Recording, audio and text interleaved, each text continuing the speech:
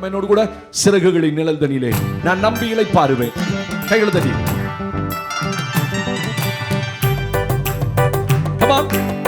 சிறகுகளின் நிழல் தனியிலே நான் நம்பி இளைப்பாறுவேன். நீ துணையாய் இருப்பதனால் நான் என்றும் இளைப்பாறுவேன். சிறகுகளின் நிழல் தனியே நான் நம்பி இளைப்பாறுவேன். பாடுங்க என்னோடு கூட, நீ துணையாய் இருப்பதனால் நான் என்றும் இளைப்பாறுவேன். கண்மணி போல் என்னை காப்பவரை நான் நம்பி இளைப்பாறுவேன். கண்ணுறங்காமல் காப்பவரை நான் நம்பி இளைப்பாறுவேன். மறைவிடமே ஆராதனை, உறைவிடமே உமக்கு ஆராதனை. அடைக்கலமே ஆராதனை, புகழிடமே உமக்கு ஆராதனை. ஆராதனை உமக்கு ஆராதனை. என்னை நேசிக்கும் இயேசுவே ஆராதனை. ஆராதனை உமக்கு ஆராதனை. ஆதரிக்கும் இயேசுவே ஆராதனை.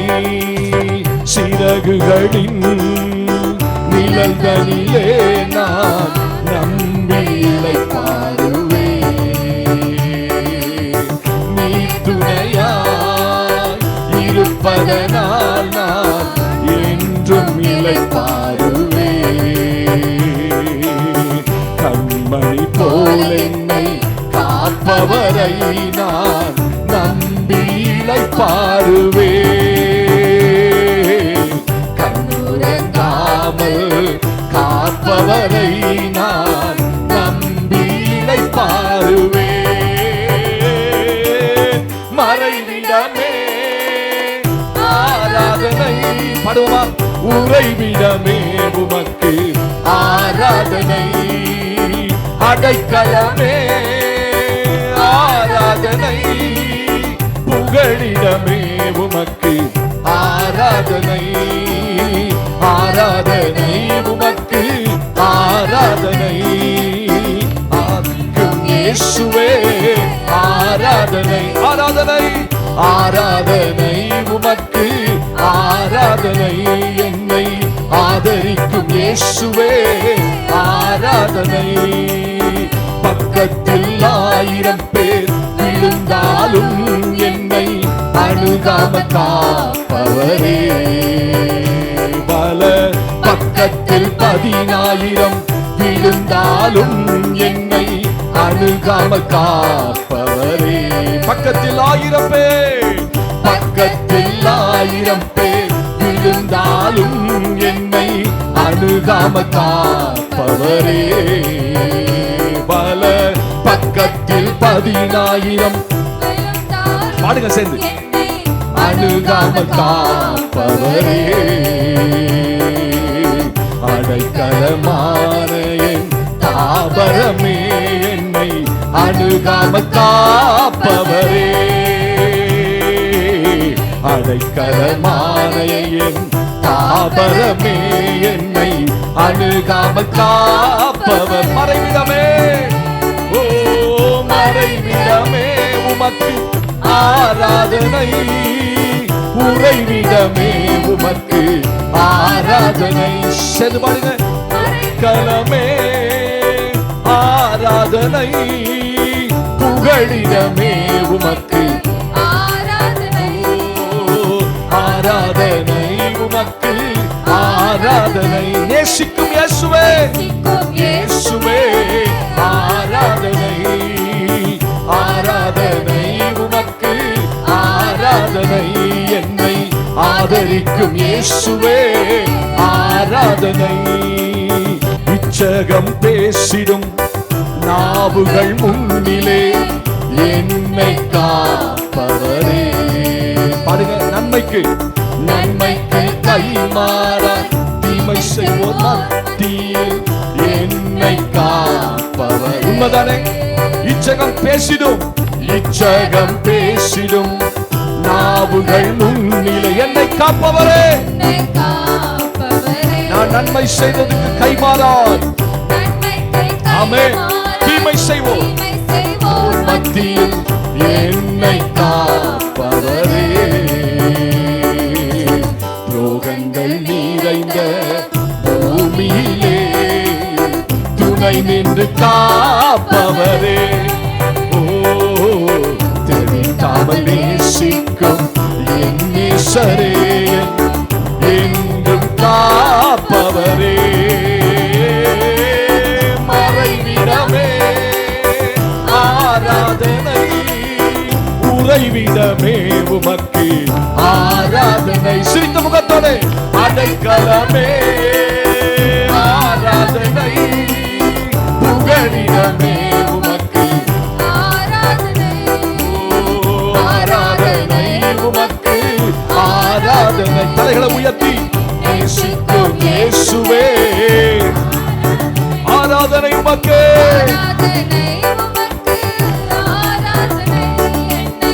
ஆதரிக்கும் இயேசுவே, ஆராதனை.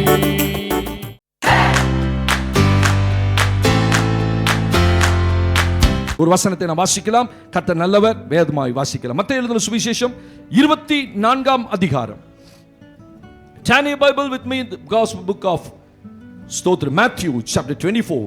24ஆம் அதிகாரம் மத்தேயு எழுதின சுவிசேஷம் 3ஆம் வசனத்தை நாம் வாசிக்க கேட்க போகிறோம். ஆண்டவருக்கு மகிமை உண்டாகட்டும். வாசிக்கலாமா? பின்பு அவர் ஒலிவமலையின் மேல் உட்கார்ந்திருக்கையில் சீஷர்கள் அவரிடத்தில் தனித்து வந்து, இவைகள் எப்பொழுது சம்பவிக்கும்? உம்முடைய வருகைக்கும் உலகத்தின் முடிவுக்கும் அடையாளம் என்ன? எங்களுக்கு சொல்ல வேண்டும் என்றார்கள். எங்களுக்கு சொல்ல வேண்டும் என்றார். ஒரு ஆமென் சத்தமா சொல்லுங்க பாப்போம். அல்லேலூயா. கர்த்தருடைய பரிசுத்த நாமம் மகிமைப்படுவதாக. 24ஆம் அதிகாரத்திலே இந்த 3ஆம் வசனத்திலே இயேசு அவர்களை நோக்கி, பின்பு அவர் ஒலிவமலையின் மேல் உட்கார்ந்திருக்கையில் சீஷர்கள் அவரிடத்தில் தனித்து வந்து, இவைகள் எப்பொழுது சம்பவிக்கும்? உம்முடைய வருகைக்கும் உலகத்தின் முடிவுக்கும் அடையாளம் என்ன? எங்களுக்கு சொல்ல வேண்டும் என்றார். ஒரு ஆமென் சத்தமா சொல்லிடுவோம். அல்லேலூயா. ஆண்டவர் ஒலிவமலையிலே உட்கார்ந்திருக்கும் போது சீஷர்கள் அவரிடத்தில் போய் கேட்ட ஒரு கேள்வியை தான் இங்கே நாம் பார்க்கிறோம். சீஷர்கள் ஆண்டவர்கிட்ட கேட்ட கேள்வி என்ன? உம்முடைய வருகைக்கும் உலகத்தின் முடிவுக்கும் அடையாளம் என்ன? எங்களுக்கு சொல்ல வேண்டும். ஸ்தோத்திரம். ஆண்டவர் உலகத்தினுடைய காரியங்கள் எல்லாம் சொல்லிட்டு ஆண்டவர் வரும்போது அவர் வருகைக்கு அடையாளங்கள் என்ன என்று சொல்லி ஆண்டவர் பேசிக் கொண்டிருக்கும் போது சீஷர்கள் ஒரு கேள்வி கேட்கிறாங்க. ஆண்டவரே, நீர் எப்போது வருவீர்? உம்முடைய வருகைக்கு அடையாளம் என்ன? ஸ்தோத்திரம். ஆண்டவர் இந்த 24ஆம் அதிகாரத்தில் தம்முடைய வருகையை பற்றியும் அந்த வருகைக்கு அடையாளம் என்ன என்பதை பற்றியும் வருகைக்கு முன்பதாக என்ன நடக்கும் என்பதையும் ஆண்டவர் வரிசையா ஒரு 5 காரியத்தை சொல்றார். தேவனுக்கு மகிமை. இன்னைக்கு அதை நான் சொல்ல போறதில்ல. ஆண்டவர் வருகைக்கு முன்பதாக அவர் வருகைக்கு அடையாளம் என்ன? அவர் வரும்போது சபை என்ன நிலைமையில் இருக்க வேண்டும்? இன்னைக்கு நான் உலகத்தை குறித்து பேச போறதில்லை. ஆண்டவர் உலகத்தை குறித்து தான் அங்க பேசுறார். 5 காரியம் சொல்றார். கடைசி நாட்களில் சம்பவிப்பது என்ன? உம்முடைய வருகைக்கு அடையாளம் என்ன அப்படி கேட்டபோது ஆண்டவர் 5 காரியம் சொன்னார். என்ன சொன்னார்? ஓ, என் நாமத்தை என் பேரை தரிச்சுக்கிட்டு நிறைய பேர் வருவான், அவன் கிறிஸ்து என்று சொல்லுவான். நீங்கள் யாரும் அவன் என்ன செய்யாதீங்க, நம்பாதீங்க. கடைசி நாட்களில் வருவாங்க, நான் தான் கிறிஸ்து, நீ தான் கிறிஸ்து அப்படின்னு கள்ள கிறிஸ்துக்கள் எழும்புவார்கள். அங்க அதனாலதான் அந்த 3ஆம் வசனத்துல அவிதமாக ஆண்டவர் பேசுகிற 5ஆம் வசனத்துல பேசுகிறதை வாசிக்கிறோம். நானே கிறிஸ்து என்று அநேகர் உங்களை வஞ்சிப்பார்கள். 6ஆம் வசனத்தில் ஆண்டவர் சொல்லும் போது 2வது அடையாளம், யுத்தத்தையும் யுத்தத்தை குறித்த காரியங்களையும் நீங்கள் கேள்விப்படுவீர்கள். ஜனத்துக்கு விரோதமாய் ஜனம் அங்கே எழும்பும். 7ஆம் வசனத்தில் ஆண்டவர் சொல்ல, ஜனத்துக்கு விரோதமாய் ஜனமும் ராஜ்யத்துக்கு விரோதமாய் ராஜ்யமும் எழும்பும். 8ஆம் வசனத்தில், ஓ, உங்களை என் நாமத்து நிமித்தம் உபத்திரவப்படுத்துவார்கள். இதான் என் அடையாளம். அடுத்து சொல்றார் 10ஆம் வசனத்தில், கடைசி நாட்கள் அன்பு தணிந்து போகும் அந்த நாட்கள். இப்படி நிறைய முக்கியமான அடையாளங்களை ஆண்டவர் சொல்லிக்கொண்டே போய் இதை குறித்து நான் யோசித்துக் கொண்டிருந்த போது ஆண்டவர் 13ஆம் வசனத்தில் ஒரு வார்த்தை சொன்னாரு, முடிவு பரியந்தம் நிலை நிற்பவனே ரட்சிக்கப்படும். இது சபைக்கு ஆண்டவர் சொன்ன வார்த்தை. மற்ற 5 காரியமும் காமனா ஆண்டவர் சொல்றாரு. பொதுவாக ஆண்டவர் மனுக்குலத்துக்கு சொன்னார், எப்பா கடைசி நாள்ல வருவான், யாரையும் நம்பாதீங்க, கிறிஸ்துவான், அந்த பாஸ்டர் நல்லவர், இந்த தீர்க்கதரிசி நல்லவர், எல்லாரும் சொல்லுவாங்க, அதெல்லாம் நம்பாத. ஆனா வேதம் சொல்லு, முடிவு பரியந்தம் நிலை நிற்பவனே ரட்சிக்கப்படுவான். இது சபைக்கு ஆண்டவர் சொன்ன வார்த்தை.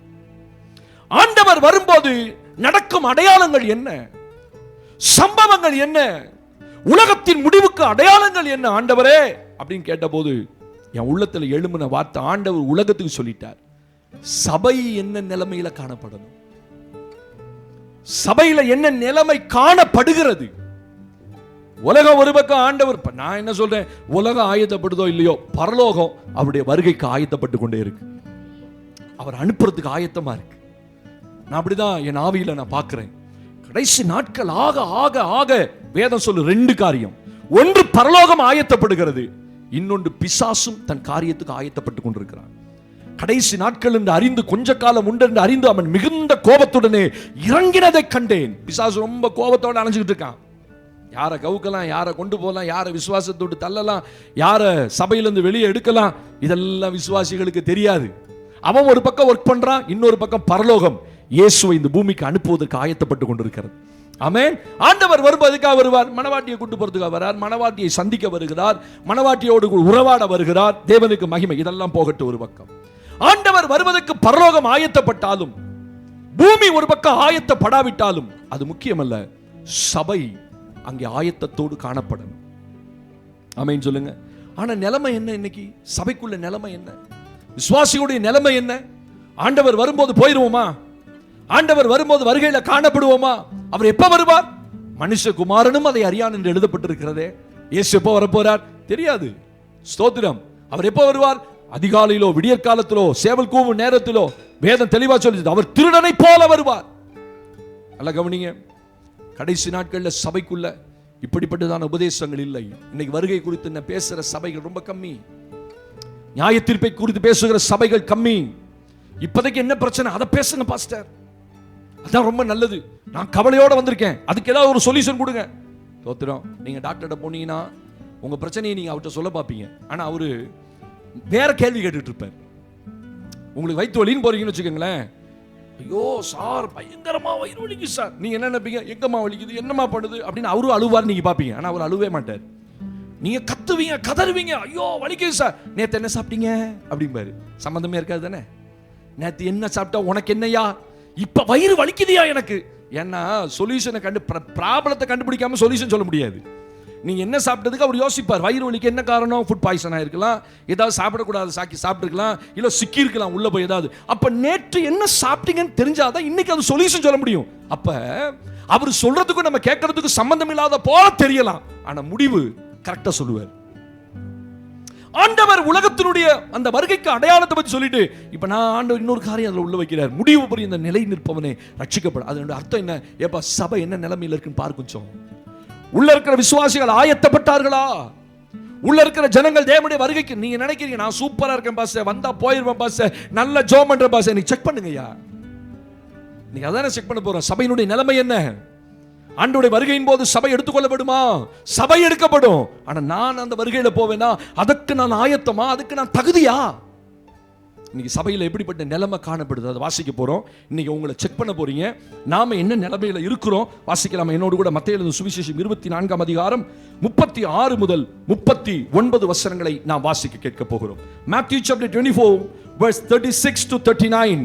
அந்த நாளையும் அந்த நாளிகையும் என் பிதா ஒருவர் தவிர மற்றொருவனும் அறியான், பரலோகத்தில் உள்ள தூதர்களும் அறியார்கள். நோவாவின் காலத்தில் எப்படி நடந்ததோ அப்படியே மனுஷகுமாரன் வரும் காலத்திலும் நடக்கும். எப்படியெனில் ஜலப்பிரளயத்துக்கு முன்னான காலத்திலே நோவா பேழைக்குள் பிரவேசிக்கும் நாள் வரைக்கும் ஜனங்கள் புசித்தும் குடித்தும் பெண் கொண்டும் பெண் கொடுத்தும் ஜலப்பிரளயம் வந்து அனைவரையும் வாரிக்கொண்டு போகும் மட்டும் உணராதிருந்தார்கள். அப்படியே மனுஷகுமாரன் வரும் காலத்திலும் நடக்கும். ஒரு சத்தமா சொல்லுங்க ஆமென். மனுஷகுமாரன் வருகைக்கு அடையாளம் என்ன? சீஷர்கள் போய் கேட்கிறாங்க, ஆண்டவரே உங்க வருகை எப்பொழுது நடக்கும்? ஆண்டவர் தெளிவா சொல்லிட்டார், நோவாவின் காலத்தில் உண்டானது போல கடைசி நாட்கள் ஒரு நாள் வரும். அந்த நாட்களையும் நோவாவின் காலத்தில் இருந்தது போல இருக்கக்கூடிய நாட்கள் வரும். அதுல மெயினா சொல்றாரு, ஜனங்களுடைய நிலைமை எப்படி இருக்குமா? உணராத ஒரு நிலைமை இருக்குமா? சபைக்குள்ள இருக்க வேண்டிய ஜனங்களுடைய நிலைமை எப்படி இருக்க வேண்டும்? வெளியில இருக்க ஜனமும் உணர்வு இல்லை, சபைக்குள்ள இருக்கவங்களுக்கு உணர்வு இல்லை. என் பாடு பிரச்சனை, என் பிரச்சனை பாஸ்டர், எனக்கு என்ன பாடு இருக்கு, நான் எப்படி இதெல்லாம் நான் யோசிப்பேனா பாஸ்டர்? அதை யோசிக்கிறது தான் கர்த்தர் கொண்டு வர்றார். கொஞ்சம் பாருப்பா, உன் நிலைமையை கொஞ்சம் பாரு. ஜனங்கள் நோவாவின் காலத்தில் எப்படி இருந்தாங்களா? புசித்தும் குடித்தும் பெண் கொண்டும் பெண் கொடுத்து, எதை பத்தியும் கவலைப்படல. காலையில் எந்திரிச்சான், குடிச்சான், காலையில் எந்திரிச்சான், புசிச்சான், அதுக்காகவே வாழ்ந்தான். அடுத்த வேலை என்ன சாப்பிடலாம், நாளைக்கு என்ன சாப்பிடலாம், நாளான்னைக்கு என்ன சாப்பிடலாம். சில வீட்டில் அப்படியே ரோஸ்ட் போட்டு வச்சிருப்பான். நம்ம அடுத்த வேலைக்கு என்ன சாப்பிட்றோம் நமக்கே தெரியாது, வீட்டுக்கு போனால் தான் தெரியும். அப்படி தானே? காலையில் எந்திரிச்சு சில குடும்பங்கள் பிளான் பண்ண குடும்பம் நைட்டே பேசி வச்சுக்குவாங்க, நாளைக்கு இதை எடுத்துடலாம்ப்பா, நாளைக்கு இதை செஞ்சிடலாம்ப்பா. சில முக்கால்வாசி இங்கே இருக்கிற குடும்பங்கள் நம்ம வீட்டுக்கு போகும்போது யோசிப்போம், இல்லைன்னா வீட்டுக்கு போய் உட்காந்து யோசிச்சு அம்மா பிள்ளை எல்லாம் கூடி வரணும். அப்போ தான் அவங்கெல்லாம் ஒன் மேன் சொல்லலாம் கிடையாது. சில குடும்பங்களில் பிள்ளை உட்காரணும், அம்மா சொல்லுப்பா என்ன வேணும், இது ஐயோ அது வேணாம் அப்படின்பா அவன். உடனே இவன் இதுதான் வேணும் அப்படி. 4 பேரும் சேர்ந்து சண்டை போட்டு ஒரு முடிவெடுத்து அதை சமைச்சு சாப்பிட்றதுக்கு 4 மணி ஆயிடும். இன்னைக்கு நிறைய குடும்பங்கள் அப்படிதான் முடிவெடுக்கிற நிலைமையில் இருக்குது. அப்ப மனுஷகுமாரன் வருகிற போது அவர் அந்த நிலைமை எப்படி இருக்குமா? புசித்தும் குடித்தும். தப்பா பாஸ்டர்? அதுதான் வாழ்க்கை இருக்கக்கூடாது. அதுக்காக சொல்றாரு, பெண் கொண்டும் பெண் கொடுத்தும் கல்யாணம் பண்ணா அவன் எண்ணமெல்லாம் என்னன்னா பூமி தான் அவனுக்கு. ஒரு நாள் ஆண்டவருடைய வருகை குறிச்சோ நியாய தீர்ப்பை குறிச்சோ அவன் யோசிக்கவே இல்லை. அதுக்கு அடுத்து ரொம்ப முக்கியமான காரியம் சொல்றாரு, அவர்கள் எப்படி இருந்தார்கள்? வெள்ளம் வந்து வாரிக்கொண்டு போக மட்டும் உணராதிருந்தார்கள். இன்னைக்கு சபைக்குள்ள ஆண்டவருடைய வருகையின் போது ஜனங்களுடைய நிலைமை அப்படி இருக்கக்கூடாது. உணர்வில்லாத ஜனங்களாய் சபைக்குள்ள இருக்கக்கூடாது. ஆளுக்கு அப்படியே வாழணும் பாஸ்டர், எப்படி போகுதோ காத்து அடிக்குதோ அப்படியே போகலாம், அப்படியே வாழலாம். ஸ்தோத்திரம். காலைல எந்திரிச்சோமா, காப்பியை குடிச்சோமா, வேலைக்கு போனோமா, ஒன்றும் கிடையாது, ஒரு சேஞ்சும் கிடையாது. ஸ்தோத்திரம். ஒரு சின்ன உணர்வு கூட, ஆண்டவரை குறிச்ச உணர்வு இல்லாத எத்தனையோ குடும்பங்கள் சபைக்குள்ள இருக்கு. எத்தனையோ குடும்பங்கள். உலகத்தான் தான் அப்படி இருக்கலாம்பா, நீங்களும் நான் அப்படி இருக்கக்கூடாது. வருகைக்கு என்ன அடையாளம்? நோவாவின் காலம். நோவாவின் காலத்தில் என்ன நடந்தது? புசித்தார்கள், குடித்தார்கள், பெண் கொண்டார்கள், பெண் கொடுத்தார்கள். அதான் வாழ்க்கை நினைச்சான். ரொம்ப முக்கியமான காரியம் சொல்றாரு, உணர்வில்லாத ஒரு கூட்டம் இருந்துச்சு நோவாவின் காலத்தில். ஜனங்களுக்குள்ள உணர்வே என்னப்பா உணர்வு? என்ன உணர்வு ஆண்டவர் எதிர்பார்க்கிற? வாரிக்கொண்டு போக மட்டும். அப்ப நான் வாரிக்கொண்டு போகும் போதுதான் உணர்வே வருது. ஐயோ, தேவன் ஒருவர் உண்டு, நியாய தீர்ப்பு ஒன்று உண்டு. அது வரைக்கும் சபைக்குள்ள மனம் திரும்புதலோ, அது வரைக்கும் சபைக்குள்ள உணர்வோ வரவே வராது. என்னமோ 4 வாரம் சர்ச்சுக்கு போறோம், அப்பா தேவனுடைய பிள்ளையே, நோவாவின் காலத்தை போல அதை காட்டிலும் கொடூரமான காலம் நடக்குது. அதை காட்டிலும் கொடூரமான காலம் இந்த காலம். ஆனா நீங்களும் நானும் எப்படி இருக்கணும்? உணர்வு இல்லாம இருந்துராத. சபைக்குள்ள கடைசி நாட்கள்ல உணர்வு இல்லாத ஒரு கூட்டம் இருக்கும். சபைக்கு வருவாங்க, அவ்வளவுதான், எங்க வேலை முடிஞ்சு போச்சு, நாங்க போனோம், சர்ச்சை அடுத்து அட்டெண்ட் பண்ணிட்டு வந்துட்டோம், அவ்வளவுதான். அதை ஆண்டவர் விரும்பல. உணர்வு இல்லாத ஒரு கூட்டம் அன்னைக்கு இருந்துச்சு. என்ன உணர்வு? தேவனை பற்றிய ஒரு உணர்வே இல்லை.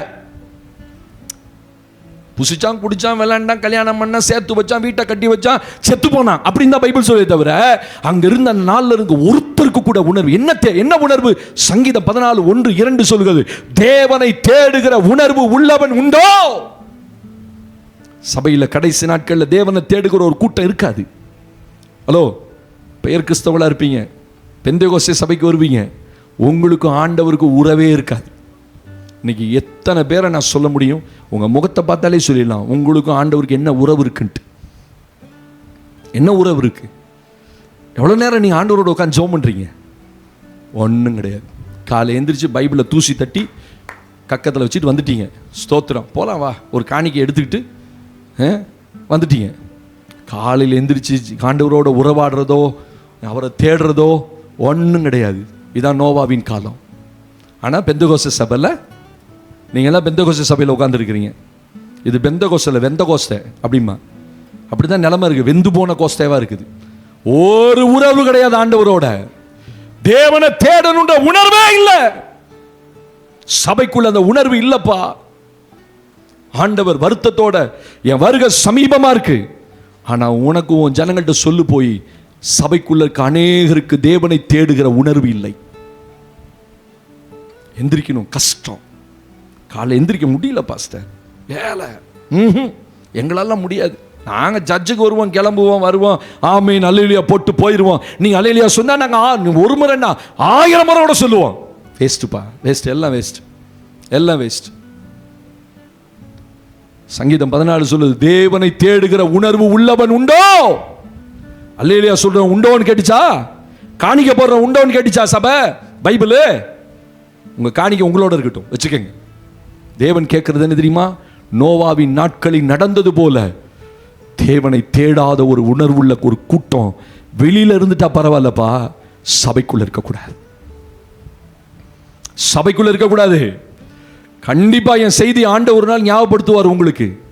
என் ஊழியக்காரன் சொன்னான் தெரியுமா, கைவிடப்பட்ட ஒரு நிலைமை வரும். உங்களுக்கும் தேவனுக்கு உறவு சரியில்லை, உங்களை தேவனை தேடு. கொஞ்சம் கூட ஆண்டவரை தேடுறதுக்கு இறுதியும் இல்லை. காலையில் எந்திரிச்சு ஒரு 10 நிமிஷம் ஜோம் பண்ணுவோம், ஒரு 1/4 மணி நேரம் ஜோம் பண்ணுவோம், 1/2 மணி நேரம் ஜோம் பண்ணுவோம், என் நேரத்தை இதை கூட்டுவோம். உங்களுக்கு ஆண்டவர் சம்பந்தமே இல்லை. வருகையில் போயிடலான்னு பார்க்குறீங்களா? வருகையில் போயிடுவீங்களா? நான் சொல்றேன் கர்த்தருடைய வார்த்தையின்படி, உங்களுக்கு தேவனை தேடுகிற உணர்வு இல்லைன்னா you never go with him. அவரோட நீங்க போக முடியாது. எழுதி வச்சுக்கோங்க, அவரோட நீங்க போக முடியாது. அந்த உணர்வே கிடையாது. தூக்கம், படுக்கை, உலகம், டிவி, சினிமா, செல்போன், இதான் வாழ்க்கை இன்னைக்கு. அதான் அன்னைக்கு நடந்தது நோவாவின் காலத்தில். புசித்தார்கள், குடித்தார்கள், பெண் கொண்டார்கள், பெண் கொடுத்தார்கள், கல்யாணம் பண்ண, அந்த ஊருக்கு போன, இந்த ஊருக்கு, இதுதான்ப்பா வாழ்க்கை. அது உலகத்தான். ஆண்டவர் சொல்றார், சபைக்குள்ள அந்த நிலைமை இருக்கு, நிலைமையை மாத்திக்கோ. தேவனை தேடுகிற உணர்வு இல்லை, உனக்கு எல்லாம் இருக்கிறது போல இருக்கும். நீங்க சம்பாதிப்பீங்க, வீட்டை கட்டுவீங்க, எல்லாம் செய்யும், ஆனா தேவன் இல்லையே, தேவனை தேடலையே. சபையே, தேவனுக்கு உனக்கு உறவில்லையே, எப்படி நீ பரலோகம் போவ? அதெல்லாம் நாங்க பெரிய ஆள் பாச, சந்தில பொந்துல பூந்து மேல போய் உள்ள ரூட்டை பிடிச்சி ஆண்டவரோடய சண்டை போட்டு உள்ள போயிடுவோம். ஓ ஞானம் ஒன்னுத்துக்கு உதவாது, ஓ ஞானம் ஒன்னுத்துக்கு உதவாது. இன்னும் கேட்டா ஜெபிக்கவே தெரியாது. எனக்கு ஜெபம் பண்ணவே தெரியாது பாஸ்டர். 10 நிமிஷத்துக்கு மேல ஓட மாட்டேங்குது. ஓடாது, ஓடாது. வரும் ஒரு நாள் வெள்ளம் வாரிக்கொண்டு போகும்போது ஐயோ ஐயோன்னு சத்தம் கேட்கும் போது, ஸ்தோத்திரம், அவரோட பறந்து போகிற பரிசுத்தவான்களை பார்க்கும்போது அன்னைக்கு தான் கைவிடப்பட்ட நிலைமை உனக்கு தெரியும். நினைக்கிறீங்களா சபைக்குள்ள உட்கார்ந்தா பரலம் போயிடலான்னு? பரலம் போக முடியாது. சொல்றாரு, நோவாவின் காலத்தில் இருக்கிறது போல நீ இருந்த. இன்னைக்கு அப்படிதான் ஒரு கூட்டம் அடிதடியிலையும் பிரச்சனையிலையும் வாக்குவாதத்திலையும் சபைக்குள்ள வந்தமா, ஜோம் பண்ணமா, போனமா, நமக்கு ஏண்டா வம்பு அப்படின்னு போயிட்டு சபைக்கு பிரயோஜனமா இருப்போமா, யாரை குறித்து பேச வேணாம்ப்பா. ஸ்தோத்திரம். இன்னைக்கு அந்த மாதிரி கூட்டங்கள்லாம் இல்லை. ஆதியிலிருந்து சபையிலிருந்து விசுவாசிகளை போலெல்லாம் இல்லை. கர்த்தர் தான் உயிர் மூச்சுன்னு வாழ்ந்த காலங்கள்லாம் இன்னைக்கு சபைக்குள்ள இல்லை. இன்னைக்கு இல்லை. தான் உண்டு, தான் காரியம் உண்டு, என்னை எதுலையும் நீங்க கம்ப இழுக்கக்கூடாது பாச, நாங்க வருவோம் போவோம். தேவனுக்கான உணர்வு இல்லை. ஆமென். தேவனை தேடுகிற உணர்வு இல்லை. ஏசாயால வாசிக்கிற 1ஆம் அதிகாரம் 3ஆம் வசனத்தில் கர்த்தரை குறித்த உணர்வு இல்லை. என் ஜனங்களோ மாடு தன் எஜமானையும் கழுதை தன் முன்னணையும் அறியும், என் ஜனங்களோ அறிவில்லாமலும் உணர்வில்லாமலும் போனார்கள். யாரை குறித்து? என்னை குறித்து, ஆண்டவரை குறித்து. இன்னும் அவரை சரியா புரியல, அவர் யாருன்னு தெரியல. அதனால தான் போராடுறீங்க வாழ்க்கையில. இங்க இருந்தா பார்ப்போம், இல்லைன்னா வேற ஏதாவது செஞ்சு பார்ப்போம், வாழ்க்கையில முன்னேறதுக்கு வேற ஏதாவது பார்ப்போம். நான் சொல்லுவேன், வாழ்க்கையில முன்னேறதுக்கு வேற வழியே இல்லை. அவர் உங்களை ஆசீர்வதிச்சாதான் வழி. ஆமென் சொல்லுங்க பார்ப்போம். அதான் உணர்வு. என்ன ஆசீர்வதிக்கிற அவர் தான்யா. அவர் என்ன தேடலன்னா எப்படி நான்? என் ஜனங்களோ அறிவில்லாமலும் உணர்வில்லாமலும் போனார்கள். மாட்டுக்கு கூட தன் எஜமான தெரியுமா, கழுதைக்கு தன் முன்னணை தெரியுமா, ஆனா என் ஜனங்களோ அன்று சொல்ல, என் ஜனமா நான் அழைச்சேன், அவங்களுக்கு என்ன இல்லை? அறிவில்லாமலும் என்ன குறிச்ச கொஞ்சம் கூட அறிவும் இல்லை, உணர்வு இல்லை. நான் எப்படிப்பட்டவர் என்பதை என் ஜனங்கள் இன்னும் அறிந்து கொள்ளல. சபைக்குள்ள எத்தனை பேருக்கு ஆண்டவரை நல்லா தெரியும் சொல்லுங்க பாப்போம்? தெரியாது. அப்படி தெரிஞ்சிருந்தா நம்முடைய லைஃப் ஸ்டைல் வேற மாதிரி இருந்திருக்கும். அப்படி தெரிஞ்சிருந்தா அவரால் நான் ஆசீர்வதிக்கப்படும் போது அவருக்கு அந்த மகிமையை கொடுத்திருப்பேன். இன்னைக்கு சபைக்குள்ள அவரை தேடுகிற உணர்வும் இல்லை, அவரை அறிகிற உணர்வும் இல்லை. இதுதான் இன்னைக்கு சபையினுடைய நிலைமை. ஆண்டவர் சொல்ல, உலகத்தான போல இருக்காத, உனக்கு ஆண்டவருக்கு ஒரு உறவு வேணும். ஆமென். நிறைய பேர் பின்மாற்றத்துக்குள்ள உட்கார்ந்து இருக்கிறீங்க. நிறைய பேர் ஜெபம் பண்ண முடியாம உட்கார்ந்து இருக்கிறீங்க. நிறைய பேருக்கு ஆண்டவர் உணர்வை கொடுக்கிறார், என்ன தேடு. ஒரு கேள்வி கேட்குறீங்க, அவன்லாம் தேடினா நல்லாவா இருக்கிறான் அப்படின்றீங்கல்ல? அப்படித்தானே சத்துரு உங்களை பேச வைக்கிறான். இன்னைக்கு நிறைய பேருடைய ஜெப வாழ்க்கை ஏன் சோர்ந்து போச்சு தெரியுமா? ஏன் இல்லாம போச்சு தெரியுமா? குடும்பங்களில் குடும்ப ஜெபம் இல்லாம போச்சு. எத்தனை குடும்பங்கள் ஜெபம் பண்றீங்க சொல்லுங்க? குடும்ப ஜெபம் கை தூக்க வேண்டாம். எத்தனை குடும்பத்தில் குடும்ப ஜெபம் இருக்கு சொல்லுங்க பாப்போம்? ஜெபம் பண்றீங்களா? உணர்வு கிடையாது. பிள்ளைகள் ஒரு பக்கம் படிச்சு படி, நல்லா படிடா, 11 மணி வரைக்கும் படி, நைட்டு காலை எந்திரிச்சு படி. அதுக்கு தான் உணர்வு. நல்லா வரணும்டா, படிச்சாதான்டா வரும். நான் சொல்ல முட்டாளா வருவான். நீ கூப்பிட்டு ஜபத்தில் உட்கார வச்சு அடிச்சு இழுத்து 4 இழுத்து உட்கார், ஜோமல்ல உட்கார். முதல்ல கத்தரை தேடு, பின்பு இவைகள் எல்லாம் உனக்கு கூட கொடுக்கப்படும். உன் பிள்ளைகளை நல்ல நிலைமையில கத்தர் கொண்டு வருவார். நீ 1000 படிக்க வச்சால் படி படி படின்றமே தவிர, வசனத்தை வாசிட்டியா, ஒழுங்கா சண்டே ஸ்கூல் வசனம் எழுதுனியா, அமுச்சு விட்டியா, ஸ்தோத்திரம். என் பையனுக்கு நீ காலையில் அடி எழுதலை, என்னால் கவனிக்க முடியல, அட்லீஸ்ட் அதையாவது செய்யுங்க. ஏன் எழுதலை, ஏன் அனுப்பலை? ஆவிக்குரிய வாழ்க்கையை கொஞ்சம் கவனிங்க. ஒழுங்கா ஜோம் பண்ண முழங்கள் போடு, என் கண்ணு முன்னாடி போடு. சொல்லுங்க உங்கள் பிள்ளைகளை ஜோம் பண்ணியான்னு கேளுங்க. இந்த உணர்வுக்குள்ளே கொண்டு வாங்க. பிள்ளைகளுக்குள்ளே வராது, உணர்வு இருக்காது. அவன் என்ன தேடட்டும் பாச, அவன் லைஃப் அவனோட. உன் பிள்ளையை நீ படுகொலிக்குள்ளே தள்ளுற. கண்காணிங்க உங்கள் பிள்ளைகளை, உங்கள் கணவனை கண்காணிங்க. ஜோம் பண்ணாரான்னு கேளுங்க. ஸ்தோத்திரம். நான்லாம் சொன்ன கேட்கவே மாட்டார் பஸ். நீ முதல்ல மாடலாக நட. நீ அதிகாலையில் 5 மணிக்கு முழங்கால் போடு, உன் கணவன் உன்னை பார்க்கட்டும். நீங்கள் நல்லா தூங்கி போட்டு எல்லாத்தையும் குற்றம் சாட்டிட்டு அவன் சரி இல்லை இவன் சரி, முதல்ல நம்மளை கரெக்ட் பண்ணுவோம். உங்களை குற்றம் சாட்டக்கூடாது. நீ ஒழுங்கா ஜோம் பண்ணியான்னு கேட்டால் நீங்கள் என்ன சொல்வீங்க? சொல்ல முடியாது. கர்த்தருடைய பிள்ளைகளே, நீ குடும்பங்களில் குடும்ப ஜெபம் இல்லை, உணர்வு இல்லை, சபையை குறித்த உணர்வு இல்லை, வாழ்க்கையில் பிரச்சனை போராட்டம். நீ அது உங்களை போட்டு அமுக்கிறனால உங்களால் அதில் கான்சன்ட்ரேட் பண்ணவே, அதுதான் பிசாசுடைய தந்திரம். நல்லா ஓடி வந்த ஆட்கள் இன்னைக்கு நான் பார்க்குறேன், காணோம்ப்பா. என் இருதயம் பதறுது. ஐயோ ஆண்டவரே, நல்லா தானே ஓடிச்சு இந்த ஆள், நல்லா தானே வந்துச்சு இந்த ஆள், ஏன் வர முடியல? இன்னைக்கு நிறைய குடும்பங்கள் அப்படிப்பட்ட சூழ்நிலையில் இருக்கிறீங்க. ஆண்டவர் சொல்லிட்டார், வருகை சமீபம். உலகம் சொல்லும், எப்போ வருவார் பார்க்கலாம் பாஸ்டர். அதுதான் நிர்விசாரம், அதான் பிரச்சனையே. அங்கே ஒரு கர்த்தருடைய பிள்ளை, நோவாவின் காலத்தில் நடந்தது போல வருகை நாட்களிலும் இருக்கும். வந்துருச்சு, வருகை சமீபம். நோவாவின் நாட்களை காட்டில் கொடூரமா இருக்கு உலகம். ஸ்தோத்திரம். அந்த நிலைமை சபைக்குள்ள இருக்கக்கூடாது. ஆண்டவர் சொல்ல, என்ன தேடுற உணர்வு இருக்கா? ஆண்டவரை தேடுறீங்களா? அதிகாலையில் தேவசமம் போனீங்களா? இல்லை. உங்க மனசாட்சி பிரகாரம் சொல்லுங்க, நீங்க ஜோமணி எத்தனை நாள் ஆச்சு? காலைல எந்திரிக்கிறீங்க, ஒன்றும் நடக்கலை. சர்ச்சுக்கு போனேன், ஒன்றும் நடக்கலை. ஒன்றும் நடக்காது. நீங்கள் சர்ச்சை விட்டு போகிறனாலையோ ஆண்டவர் விட்டு போகிறனாலையோ எந்த பிரயோஜனமும், ஆண்டவருக்கு ஒரு நஷ்டமும் கிடையாது. ஆண்டவர் மேலே கோவப்பட்டுட்டு ஜெபம் பண்ணாமல் இருக்கிறதுனால ஆண்டவர் கோவப்பட்டுட்டு அவர் ஒன்றும் தரமாட்டே, ஒன்றும் நடக்க மாட்டே, இது வரைக்கும் ஒரு மாற்றமும் இல்லை, நான் ஏன் ஜெபம் பண்ணணும் அப்படின்னு ஒரு எண்ணத்தோடு நீ ஆண்டவரோட போராடி நீ அவர் விட்டு போனா நஷ்டம் உனக்கு தான், நஷ்டம் அவருக்கு அல்ல. என்ன வந்தாலும் நான் நிற்பேன் உனக்கு. அப்படி தான் நாங்கள் 30 வருஷம் நிற்கிறோம். எத்தனை பாடுகள், எத்தனை பிரச்சனை வந்தாலும் எனக்கு தெரியும், அவர் சமூகம் தான் எங்களுக்கு எல்லாமே. அவரை தேடலை. ஆண்டவர் சொல்லிட்டார், நோவாவின் காலத்தில் ஜனங்கள் ஜலப்பிரளயம் வந்தபோது அலறனா, ஓலமிட்டா, ஐயோ ஐயோ ஐயோ, கைவிடப்பட்ட நிலைமை, கதவு பூட்டப்பட்டது. நோவாவை உள்ள விட்டு கதவை அடைச்சார். ஸ்தோத்திரம். அவனுக்கு தேவனை தேடுகிற உணர்வு இருந்தது. அதனால தான் ஆண்டவர் சொன்னார், இந்த சந்ததியில உன்னை எனக்கு முன்னாடி நீதிமானாய் கண்டேன். சும்மா இல்லைப்பா சபை, உன்னை வருகைக்கு ஆயத்தப்படுத்துகிற இடம். சும்மா உங்களெல்லாம் கூட்டி வச்சு 4 பாட்டு பாடி ஆண்டவரை மையப்படுத்தி காணிக்க வேண்டி போகிறதா? அது இல்லை.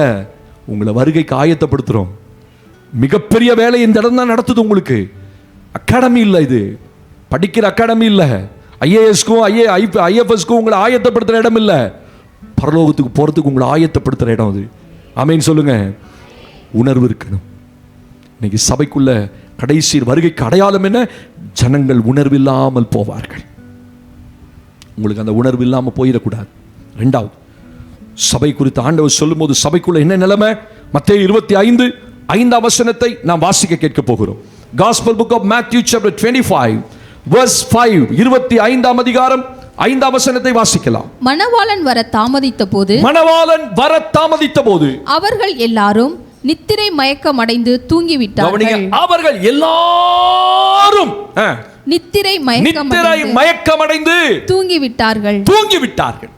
ஹல்லேலூயா.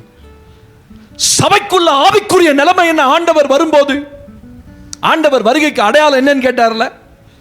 ஜனங்கள், சீஷர்கள் போய் கேட்கிறாங்க, ஆண்டவரே உம்முடைய வருகைக்கு உலகத்தின் முடிவுக்கு அடையாளம் என்ன? நல்ல கவனிங்க, இந்த சம்பவம் உங்களுக்கு எல்லாத்துக்கும் தெரியும். 10 கன்னிகைகள் மணவாளனை வரவேற்க போகிறார்கள், அப்படிதானே? ஆமா, 10 கன்னிகைகள் மணவாளனை வரவேற்பதற்கு, மாப்பிள்ளையை கூப்பிடுறதுக்கு போறாங்க.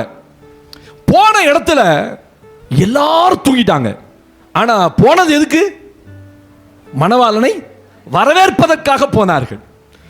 போன எல்லாத்தையும் மறந்துட்டு ஒரு சம்பவம் நடக்குது. மணவாளன் வர தாமதித்த போது எல்லாரும் நித்திரை மயக்கம் அடைந்து தூங்கிவிட்டா. 10 பேர் தூங்கிட்டான். தூங்குனது தப்பு இல்லை, ஸ்தோத்திரம். பைபிள் அதை தப்புன்னு சொல்லல. ஆனா எல்லாரும் தூங்கின போது பைபிள் சொல்லுது 5 பேர் திடீரென்று நைட்டு சத்தம் கேட்குது, மணவாளன் வருகிறார், எழுந்துருங்க, எல்லாரும் ஆயத்தப்படுங்கன்னு சொன்னாங்க. 5 பேர் புத்தி உள்ளவர்கள், 5 பேர் புத்தி இல்லாதவர்கள். 5 பேர் எண்ணெயை கொண்டு போனா, 5 பேர் பாத்திரத்தில் எண்ணெய் வச்சிருந்தா, தீவட்டி இருந்தது, பத்த வச்சாம், நெருப்பு வந்துச்சு, போயிட்டே இருந்தா. மணவாளன் வரும்போது 5 பேர் எண்ணெய் வாங்க போனார்கள். நல்லா கவனிங்க, தூங்கி விட்டார்கள். ஆவிக்குரிய நிலைமை சபையில் எப்படி இருக்கு தெரியுமா? அநேகருக்கு தூக்கம் தான் பிரதானம். இன்னைக்கு நிறைய பேர் தூக்கத்தில் நேரத்தை செலவழிக்கிறீங்க அதிகமா. நைட்டு 9 மணிக்கு படுத்தா காலையில விடியறது கூட தெரியல. 8 மணி வரைக்கும் தூங்குகிற கர்த்தருடைய பிள்ளைகளா இருக்கிறீங்க. கணக்கு பண்ணுங்க, எவ்வளவு நேரம் ஆகுது? நைட்டு 9க்கு படுத்து காலையில் 8 மணிக்கு, 7 மணின்னு வைங்களேன், ஏன்னா 8 மணிக்கு வேலைக்கு போகணும்ல, எந்திரிச்சிருவோம். 7 மணின்னு வைங்க. நைட்டு 9 டு காலையில் 7 மணி, எவ்வளவு நேரம் ஆச்சு? 10 மணி நேரம். அப்படியா? கரெக்ட் தான் நான் சொல்றது. 10 மணி நேரம் தூங்கியிருக்க. சிலர் 12 மணி நேரம் தூங்குறான். இந்த ஆவிக்குரிய வாழ்க்கையில மிகப்பெரிய டேஞ்சர் என்ன தெரியுமா? தூக்கம். தூக்கம். ஏன் பாஸ்டர் 10 மணி நேரம் கூட தூங்க முடியல? எப்படி பாஸ்டர்? ஸ்தோத்திரம். எப்படி பாஸ்டர் வாழ்றது? மனுஷனுக்கு பொதுவாக 6 மணி நேரம் போதுன்றாங்க, 7 மணி நேரம் போதுன்றாங்க. இதை காட்டி நான் என்ன சொல்றேன், தூங்குறது தவறு இல்லை. ஆனால் 5 பேர் ஆயத்தமாக இருந்தானே இல்லையா? 5 பேர் ஆயத்தமாக இருந்தானே இல்லையா? தூங்குங்க. ஆனால் அந்த ஜெப நேரத்தில் விழித்து தேவ சமூகத்தில் நிற்கணுமே, அதை தான் ஆண்டவர் சொல்றாரு. அந்த 5 பேரும் கைகளில் எண்ணெயை கொண்டு உங்க ஆவிக்குரிய வாழ்க்கை இன்னைக்கு அணைகிறதுக்கு, அநேகருக்கு அணைகிற நிலைமையில் இருக்குது. அனலும் இல்லாமல் குளிரும் இல்லாமல் அநேகர் வெதுவெதுப்பா. இன்னமும் சபைக்குள்ள இருக்கிறீங்க, அவ்வளவுதான் உங்க நிலைமையை தவிர உங்க ஆவிக்குரிய நிலைமையை எடுத்து பார்த்தா அநேகர் ஆயத்தம் இல்லாமல், அநேகர் கர்த்தருடைய வருகைக்கு போனது வந்தது எதுக்கு? அப்படி வருகைக்கு ஆயத்தப்படுத்தா சபைக்குள்ள வரும். ஆனா சபைக்குள்ள வந்து இன்னைக்கு அநேகருடைய வாழ்க்கையில தூக்கம் பிரதானம். இந்த தூக்கத்துக்கு காரணம் என்ன? சோர்வு. 1 ராஜாக்கள் 19ஆம் அதிகாரத்தில் எலியாவை குறித்து வாசிக்கிறோம். கவனிங்க, வாசிக்க வேண்டாம். எலியாவை குறித்து வாசிக்கிறோம். என்ன சொல்லப்பட்டிருக்கு? அவன் ஓடி போய் ஒரு சூறைச்செடியில் படுத்துக்கொண்டு நித்திரை செய்தான். நித்திரை செய்தான். எலியா தூங்கினதாக வேதம் எங்கேயுமே சொல்லல. ஆனா ஒரு கட்டம் அவன் வாழ்க்கையில வந்தபோது அவன் தூங்கினான் என்று வேதம் சொல்லுகிறது. அந்த தூக்கம் எதனால? அதனாலதான், அதான் ரொம்ப முக்கியம். இவன் தூங்கினான்னு ஏன் ஆண்டவர் ரெக்கார்ட் பண்றாருன்னா, அந்த தூக்கத்துக்கு ஒரு காரணம் இருக்கு. நீங்க தூங்குறது தவறு அல்ல. நீங்க 10 மணி நேரம் கூட தூங்குங்க, நோ ப்ராப்ளம்.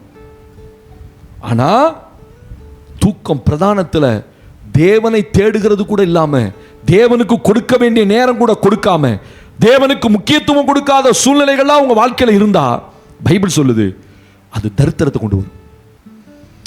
தூக்கம் என்ன செய்யும்? வழிப்போக்கனை போல வரும் தரித்திரம். இன்னைக்கு குடும்பத்தில் யாராவது ஒருத்தராவது ஜெபிக்கிற ஆள் இருக்கீங்களா? அந்த குடும்பம் தப்பிச்சுக்கும். அந்த குடும்பம் தப்பிச்சுக்கும். அது சொல்ல தப்பிச்சுக்கும், கரை சேர்த்துருவார் ஆண்டவர். அந்த குடும்பத்தில் ஒருத்தர் அதிகாலையில் எழுந்து நின்று அவர் முகத்தை பார்த்து கெஞ்சி, என் பிள்ளைகள் மேலே, என் கணவன் மேலே கிருபை அருங்க ஐயா, கிருபை அருங்க. அந்த குடும்பம் பிழைச்சிக்கும். ஆனால் கணவன் மனைவி பிள்ளைங்க வீட்டுக்குள்ள அடிச்சு போட்ட மாதிரி தூங்கி கேட்டா சலிப்பு, சோர்வு. ஸ்தோத்திரம். இன்னைக்கு நிறைய குடும்பங்கள் அப்படிதான் போயிட்டு இருக்கு. வேலை செஞ்ச சலிப்பு பாஸ்டர், எந்திரிக்க கூட முடியல பாஸ்டர், ஆண்டவருக்கு கொடுக்க வேண்டிய நேரம் கூட கொடுக்க முடியல, தூக்கம். எலியாவை கொண்டு போய் படுக்க வச்சிட்டான், படுத்து நித்திரை செய்கிறான். ஆண்டவர் தட்டி எழுப்புறாரு கிருபையா. ஒரு ஸ்திரீயினுடைய வார்த்தைகள் அவன் அதிகமா தூங்க வச்சு. அநேக பிரச்சனை உங்களை தூங்க வைக்குது. கேட்டா பிரச்சனை பாச, பிரச்சனையை மறக்கிறதுக்காக தூங்குற இன்னும் கொஞ்சம் நேரம், அது விடிவல்ல. பிரச்சனையை தீர்க்கிறவர்கிட்ட போகாம பிரச்சனை தீரவே தீராது. ஒரு ஆமீன் சொல்லுங்க பாப்போம். பிரச்சனையை தீர்க்கிறவர்கிட்ட பிரச்சனையை கொண்டு போகாம தேவ சமூகத்துக்கு போய் ஆண்டவர் சமூகத்தில் நிக்காம, ஆண்டவரே நான் இந்த பிரச்சனையை சுமந்துகிட்டு இருக்கிறேன், நான் என்ன பண்ணட்டும், அவர் சொல்லுவார் உங்களுக்கு.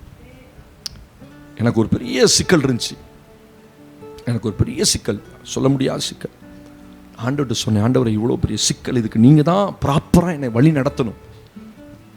ஆண்டவர் அழகாக நடத்தினார். உங்களுக்கு நேராக பதில் உடனே கொடுக்கலனாலும் உங்களை அழகாக நடத்துவார். நீ வரியா, என்னை தேடுறியா, உன் பிரச்சனை என்கிட்ட சொல்றியான்னு கத்து பார்ப்பாரு. இவன் பிரச்சனை மத்தியில் அந்த எசபேலுடைய வார்த்தையை கேட்டவொன்னே தேவன்கிட்ட போய் சொல்லிக்கணும், ஆண்டவரே இந்த வார்த்தை நீ அதிகமாய் காயப்படுது, இந்த வார்த்தையினால நான் பயந்துட்டேன். ஆண்டவர் மாற்றிருப்பார். இவன் போய் நேராக படுத்துக்கிட்டான். படுத்து தூங்குறனால ஒரு பிரயோஜனம் உன் வாழ்க்கையில் ஒரு வெளிச்சம் வராது, ஒரு விடிவும் வராது. தூங்குறவனுடைய வாழ்க்கையெல்லாம் பாருங்க தரித்திரமாவே இருக்கும். நீ 1000 சம்பாதிங்க, அதிகாலையில் தேவசமுது போகாம தூங்கி அந்த நேரத்தை தூக்கத்துக்கு கொடுத்தா, சின்ன பிள்ளைங்க தூங்கலாம், அவங்கள போய் 1 மணி நேரம் 2 மணி நேரம் ஜெபம் பண்ண சொல்ல முடியாது. கணவன் மனைவி தேவ சமூகத்துக்கு போய் நிக்கணும். சிம்சோன் தூங்குறான், தெலீலாள் தன் மடியில போட்டு அவனை தூங்க வைக்கிறா. கவனிச்சீங்களா? தெலீலாளோடு சிநேகமாயிருந்த சிம்சோன் அவனை மடியில படுக்க வைத்து நித்திரை பண்ண வைத்தான். பிசாசு அப்படிதான் பண்ணுவான், உன்னை நித்திரை பண்ண வைப்பான். இன்னும் கொஞ்ச நேரம் தூங்கு, அப்புறம் எந்திரிக்கலாம், அப்புறம் ஜெபம் பண்ணலாம், அப்புறம் பார்க்கலாம், அப்புறம் சர்ச்சுக்கு போகலாம், சாயந்தரம் போகலாம், நாளைக்கு போகலாம், அடுத்த வாரம் போகலாம், இப்படியே சொல்லுவான். சிம்சோன் வீட்டுக்கு வந்தோன்னே தெலீலாள் அழகா மடியில படுக்க வச்சு அவனை தட்டி கொடுத்தா, தூங்கிட்டான். அழகாக சவரம் பண்ணிட்டா, பலம் இழந்தான். நீ தூங்குன கர்த்தருடைய பிள்ளைய உன் பலத்தை இழந்துருவ. தேவன் கொடுக்கிற பலன் கண்களுக்கு தெரியாது, ஆனால் நீ தேவ சமூகம் போகும்போது அவர் அந்த பலத்தை கொடுத்து உன்னை ஆசீர்வதிப்பார். அவன் பலனே கர்த்தர்தான் எண்ணாம அந்த தன்னுடைய பலன்னு நினைச்சுதான் அவன் தூங்கினான். அழகா சரிச்சிட்டா. உங்களை பிசாசு ஏன் தூங்க வைக்கிறான் தெரியுமா? தேவன் உன் பலன் என்று உனக்கு தெரியக்கூடாது. தேவன் தான் உங்க பலன் உங்களுக்கு தெரிஞ்சிடக்கூடாது. அந்த ரகசியம் தெரிஞ்சா நீங்க தேவசமத்துக்கு போயிருவீங்க. யார் என் பலனு? என் வேலை பாஸ்டர், எனக்கு அரசாங்கம் கொடுத்துருக்க வேலை அதுதான் இன்னைக்கு, அதனாலதான் எல்லாரும் என்னை மதிக்கிறான். தோத்திரம் இருக்கட்டும், என் சம்பளம் தான் எனக்கு பெரிய பலன், என் குடும்ப பின்னணி தான் எனக்கு பலன். அதெல்லாம் ஒண்ணும் கிடையாதுப்பா. கர்த்தர் உன் பலன். வேதம் சொல்லுதுல, தேவனை தன் பலனா எண்ணாமல், ஆமென், உன் கண்மலையை மறந்தாய். உன் பலன் யாரு? கர்த்தர். அவரை பலன்னு நீ நினைச்சினா அந்த அதிகாலையில் தேவசமத்தை படுத்திருக்க மாட்டேன். அந்த உணர்வு வரணும், ஐயோ இன்றைக்கு என் பலனை இழந்து போவேன். சிம்சோன் தூங்கினால தான் தன் பலத்தை இழந்தான். இன்னைக்கு சபைக்குள்ள ஒரு பெரிய தூக்க பிசாசு, எல்லா குடும்பத்திலையும் அம்மா பிள்ளை கணவன் எல்லாரும் தூங்குது வீட்டுக்குள்ள. என்ன நடக்கும் நினைக்கிறீங்க? என்ன நடக்கும்? காலை எந்திரிச்சோமா, தேவனுடைய சமூகத்தை முகத்தப்பா, எந்திரிப்பா, எந்திரி எல்லாம் எந்திரிங்க, ஜோம் பண்ண வாங்க, எல்லாம் முழங்கால் போடுங்க, வாங்க வாங்க, டைம் ஆச்சு, வாங்க ஒரு 10 நிமிஷம் ஜோம் பண்ணிட்டு, ஒரு 10 நிமிஷம் ஜோம் பண்ணுங்கய்யா, 10 மினிட்ஸ் குடும்பமாக உட்காந்து, இன்னைக்கு நாங்கள் போகிறோம்ப்பா, நாங்கள் எப்படி திரும்பி வருவோம்னு தெரில, என்ன நடக்கும் தெரில, யாரை சந்திக்க போகிறோம் தெரில. சொன்னார் பார்த்தீங்களா, போன வாரம் வியாபார ஜெபத்துக்கு வந்துட்டு வியாபாரிகள் கூட்டத்தில் அருமையான சரவணன் பேசினார். 9 வயசு மகன் புது வீடு கட்டிட்டு இருந்தாங்க, பிள்ளைகளோட சொந்தக்கார பிள்ளைகளோட வந்திருக்கேன்னு கட்டின வீட்டில் பாதி கட்டிட்டு இருக்கும்போது போய் மேலே விளாண்டு எட்டி பார்த்தவன் அப்படி அந்த செங்கல்லாம் சரிஞ்சு கீழே விழுந்துட்டான். பின்மண்டையில் அடிபட்டு பல லட்சங்கள் செலவு பண்ணி காப்பாற்ற முடியல, பிள்ளையை செத்து போயிட்டான். உங்கள் பிள்ளை எத்தனை காரியத்தில் கர்த்தர் காப்பாற்றி கொண்டு வர்றாரு. உன் கணவனை எத்தனை காரியம் ரோட்டை கிராஸ் பண்ண அடிச்சு தூக்கிட்டான். உங்கள் பிள்ளைங்க எத்தனை இடத்துல கிராஸ் பண்ணுது. தேவன் பாதுகாத்து கொண்டாடுறாருல, அந்த உணர்வு இல்லைல்ல. அது எழுந்து நன்றி சொல்லுன்ற உணர்வு இல்லைல்ல. உங்கள் வீட்டில் இருக்கிற மனைவி நாளைக்கு போகலாம் போங்க, அடுத்த வாரம் தொலைச்சி விடுவேனுங்க, மரியாதை வந்து சரி சர்ச்சுக்கு. உங்கள் கணவன் அப்படி சொல்லுவார், அடுத்த வாரம் போகலாம், தொலைச்சிடுவேன். தேவ சமூகம் தான் உனக்கு பலன். இன்னைக்கு நீ நிற்கிற, இந்த ஆம்பளையா நிற்கிற, நீ உனக்கு ஒரு புருஷனா நிற்கிற, உன் குடும்பத்தில் இவ்வளோ மதிப்பாக நிற்கிறேன்னா உன் தேவன் தான் உன் பலன். அது நீங்கள் தான் சொல்லணும். இன்னைக்கு அந்த பலனை மறக்கிறீங்க, அந்த பலனை மறந்துட்டு தூங்குறீங்க. ஸ்தோத்திரம் ஆண்டவரே. சபை அந்த நிலைமையில் இருக்கக்கூடாது. ஆண்டவர் சொல்ல, மனுஷகுமாரன் வரும்போது ஒரு கூட்டம் சபையில் தூங்கிட்டு இருக்கும். அந்த தூக்கம் எதுக்கு அறிகுறி? தேவன் சமூகத்துக்கு போக மாட்டாங்க, தேவனை தன் பலனா நினைக்க மாட்டாங்க. தன் சம்பாத்தியமும் தன் ஞானமும் தன்னுடைய படிப்பும் தான் அவங்களுக்கு பெரிய பலன். நான் சொல்றேன், அது பலன் அல்ல, பலன் அல்ல. கர்த்தருடைய பலன். நீ தேவ சமூகத்துக்கு போகல கர்த்தருடைய பிள்ளைய, உன் பலத்தை இழந்து போவாய். நிறைய வாலிப பிள்ளைகளுக்கு அது தெரியல, ரகசியம் தெரியல. உன் பலன் யார் என்று உனக்கு தெரியவில்லை. சிம்சோனை படுக்க வச்சு நீ அந்த பகுதியை நான் காலைல வாசித்து கொண்டிருந்தேன். எவ்வளோ பயங்கரமான காரியம் இல்லை. ஒரு மனுஷன் தூங்குனால தன் பலத்தை இழந்தானா? அவன் விழித்திருந்தா அவனை அடிக்க முடியுமா யாராவது? அவன் முழிச்சிருந்தா யாராவது அவன் மேலே கை வச்சிட முடியுமா? சிம்சோன் மேலே எத்தனை முறை தெளிவால் சொல்லுவா, சிம்சோனே பெலிஸ்தியர்கள் உண்மையால் வந்து விட்டார்கள். எந்திரிச்சு அழகா உதறான் பாரு ஒரு கூட்டத்தை. இப்படி நான் 100 பேர் விழுந்தான், இப்படி நான் 100 பேர் விழுந்தான், போயிட்டே இருந்தான். அவனை ஒன்றும் செய்ய முடியல. என்றைக்கு அவன் தூங்கினானோ, தூங்கக்கூடாத இடத்துல படுத்து தூங்கினான் பார்த்தீங்களா? தூக்கம் தரித்திரத்தை கொண்டு வரும். தூக்கம் ஆவிக்குரிய வாழ்க்கையில் மிகப்பெரிய சரிவை கொண்டு வரும். உன்னை வருகைக்கு ஆயத்தப்படுத்தாது. 5 பேர் விழிச்சிருந்தான். விழித்திருந்தான் என்ன அர்த்தம்? கையில் எண்ணெயோடு இருந்தான். அவனுடைய வாழ்க்கையில் அபிஷேகம், அவன் வாழ்க்கையில் தேவனை தேடுகிற உணர்வு, அவனுடைய வாழ்க்கையில் தேவன் மேல வைராக்கியம், இதெல்லாம் உங்க வாழ்க்கையில குறையாம பார்த்துக்கணும். ஆமென். சபைக்கு வருவது உங்களுக்கு ஒரு போர் அடிச்சதுன்னா உங்க ஆவிக்குரிய வாழ்க்கை டவுன்ல இருக்குன்னு அர்த்தம். சபைக்கு உங்க வீட்டில் யாராவது கூப்பிடுறாங்க, வாங்க சர்ச்சுக்கு போலாம், அது உனக்கு எரிச்சல் உண்டாக்குது அப்படின்னா உன் ஆவிக்குரிய வாழ்க்கை எங்கேயோ தப்பா இருக்குன்னு அர்த்தம். ஆமென். என்ன நீ எப்ப பார்த்தாலும் சும்மா சர்ச்சுங்கிற, போ எல்லாம் தெரியும் போ, உனக்கு முடிவு வந்துருச்சுன்னு அர்த்தம். உனக்கு முடிவு வந்துருச்சுன்னு அர்த்தம். ஆண்டவரின் பேரில் எழுதிட்டார், முடிவு எழுத போறாருன்னு அர்த்தம். அவன் தான் தேவனுக்கு விரோதமாக பேசுவான். அவன் தான் சர்ச்சுக்கு வரமாட்டாங்க. அவங்களுக்கு சர்ச்சுக்கு வரணுன்ற எண்ணமும் வராது, விருப்பம் வராது. அவனுக்கு ஏன் நீங்கள் இதே வெளியே கூப்பிட்டு பாருங்க, போலாமா அப்படின்னா வாங்க போகலாம் அப்படி வண்டி எடுத்து சொல்றன்னு கிளம்பிடுவான். சர்ச்சுக்கு மட்டும் கூப்பிட்டு பாருங்க, இன்னும் சும்மா கூப்பிடுற, நீ சும்மா வெளியே கூப்பிட்டு பாருங்க, சந்தோஷமா வருவான். உன் ஆவிக்குரிய வாழ்க்கையை கொஞ்சம் கவனிச்சு, ஆண்டவருடைய வருகைக்கு அடையாளம் என்ன? கடைசி நாட்களில் சபைக்குள்ள இருக்கிறவருடைய நிலைமை எப்படி இருக்கு? தூக்கமயக்கம். 5 பேர் போயிட்டான், என்ன வாங்க போனான், திரும்பி வந்தான், கதவு அடைக்கப்பட்டது, முடிஞ்சது. ஆண்டவர் சபையோட பேசுறார். கர்த்தருடைய வருகைக்குள்ள சபை ஆயத்தமா இருக்கணும். தூங்குறவங்க அத்தனை பேர் எழுந்து தேவனுக்கு கொடுக்க வேண்டிய நேரத்தை கொடுத்துட்டு தூங்குங்க, நான் வேணான்னு சொல்ல. ஆமென். ஒருத்தர் சொன்னார், பாச கஷ்டமா இருக்கு பாச எந்திரிக்கிறது, அதிகாலையில் 3 மணிக்கு எந்திரிக்கிறேன், அதுக்கு பிறகு படுக்கலாமா அப்படின்னா. ஏன் படுக்கக்கூடாது? இல்லை அந்த அபிஷேகம்லாம் இழந்துருவோமா? இது யாரா உனக்கு சொல்லி கொடுத்தா? எந்திரிச்சு ஜோம் பண்ணி படுங்க, வேணானே சொல்லையே. ஓ அப்படி படுக்கலாமா? நான் அதுக்கப்புறம் 3 மணிக்கு எந்திரிச்ச பிறகு படுக்கிறதே இல்லை பாச, அப்படியே ரொம்ப டயர்டா இருக்கு. சில ஆவிக்குரிய முட்டாள்கள் இருந்தால் நான் என்ன செய்ய முடியும்? என்கிட்ட கேட்க வேண்டியது தானே. 3 மணிக்கு எந்திரி, ஜோம் பண்ணு, 5 மணிக்கு ஜோம் பண்ணிட்டு படுத்துரு, மறுபடியும் 7 மணிக்கு எந்திரிச்சு உன் வேலைகளை செய்ய. யார் வேணான்னு சொன்னா? ஸ்தோத்திரம். அது ஆவிக்குரிய வாழ்க்கை. 3வது வாசிக்கலாம் என்னோடு கூட, மத்தேயு எழுதின சுவிசேஷம் 25ஆம் அதிகாரம். தேவனுக்கு மகிமை. வாசிங்க பார்ப்போம். 25ஆம் அதிகாரம் 10ஆம் வசனத்தை நாம் வாசி கேட்க போகிறோம். அப்படியே அவர்கள் வாங்க போன போது மணவாளன் வந்து விட்டார். ஆயத்தமாய் இருந்தவர்கள் அவரோடு கூட கல்யாண வீட்டுக்குள் பிரவேசித்தார்கள். கதவும் அடைக்கப்பட்டது. ஹலோ, சபையினுடைய நிலைமை எப்படி? ஆயத்தமாய் இருந்தவர்கள் உள்ள போயிட்டான், கல்யாண வீட்டுக்குள்ள, கதவு அடைக்கப்பட்டது.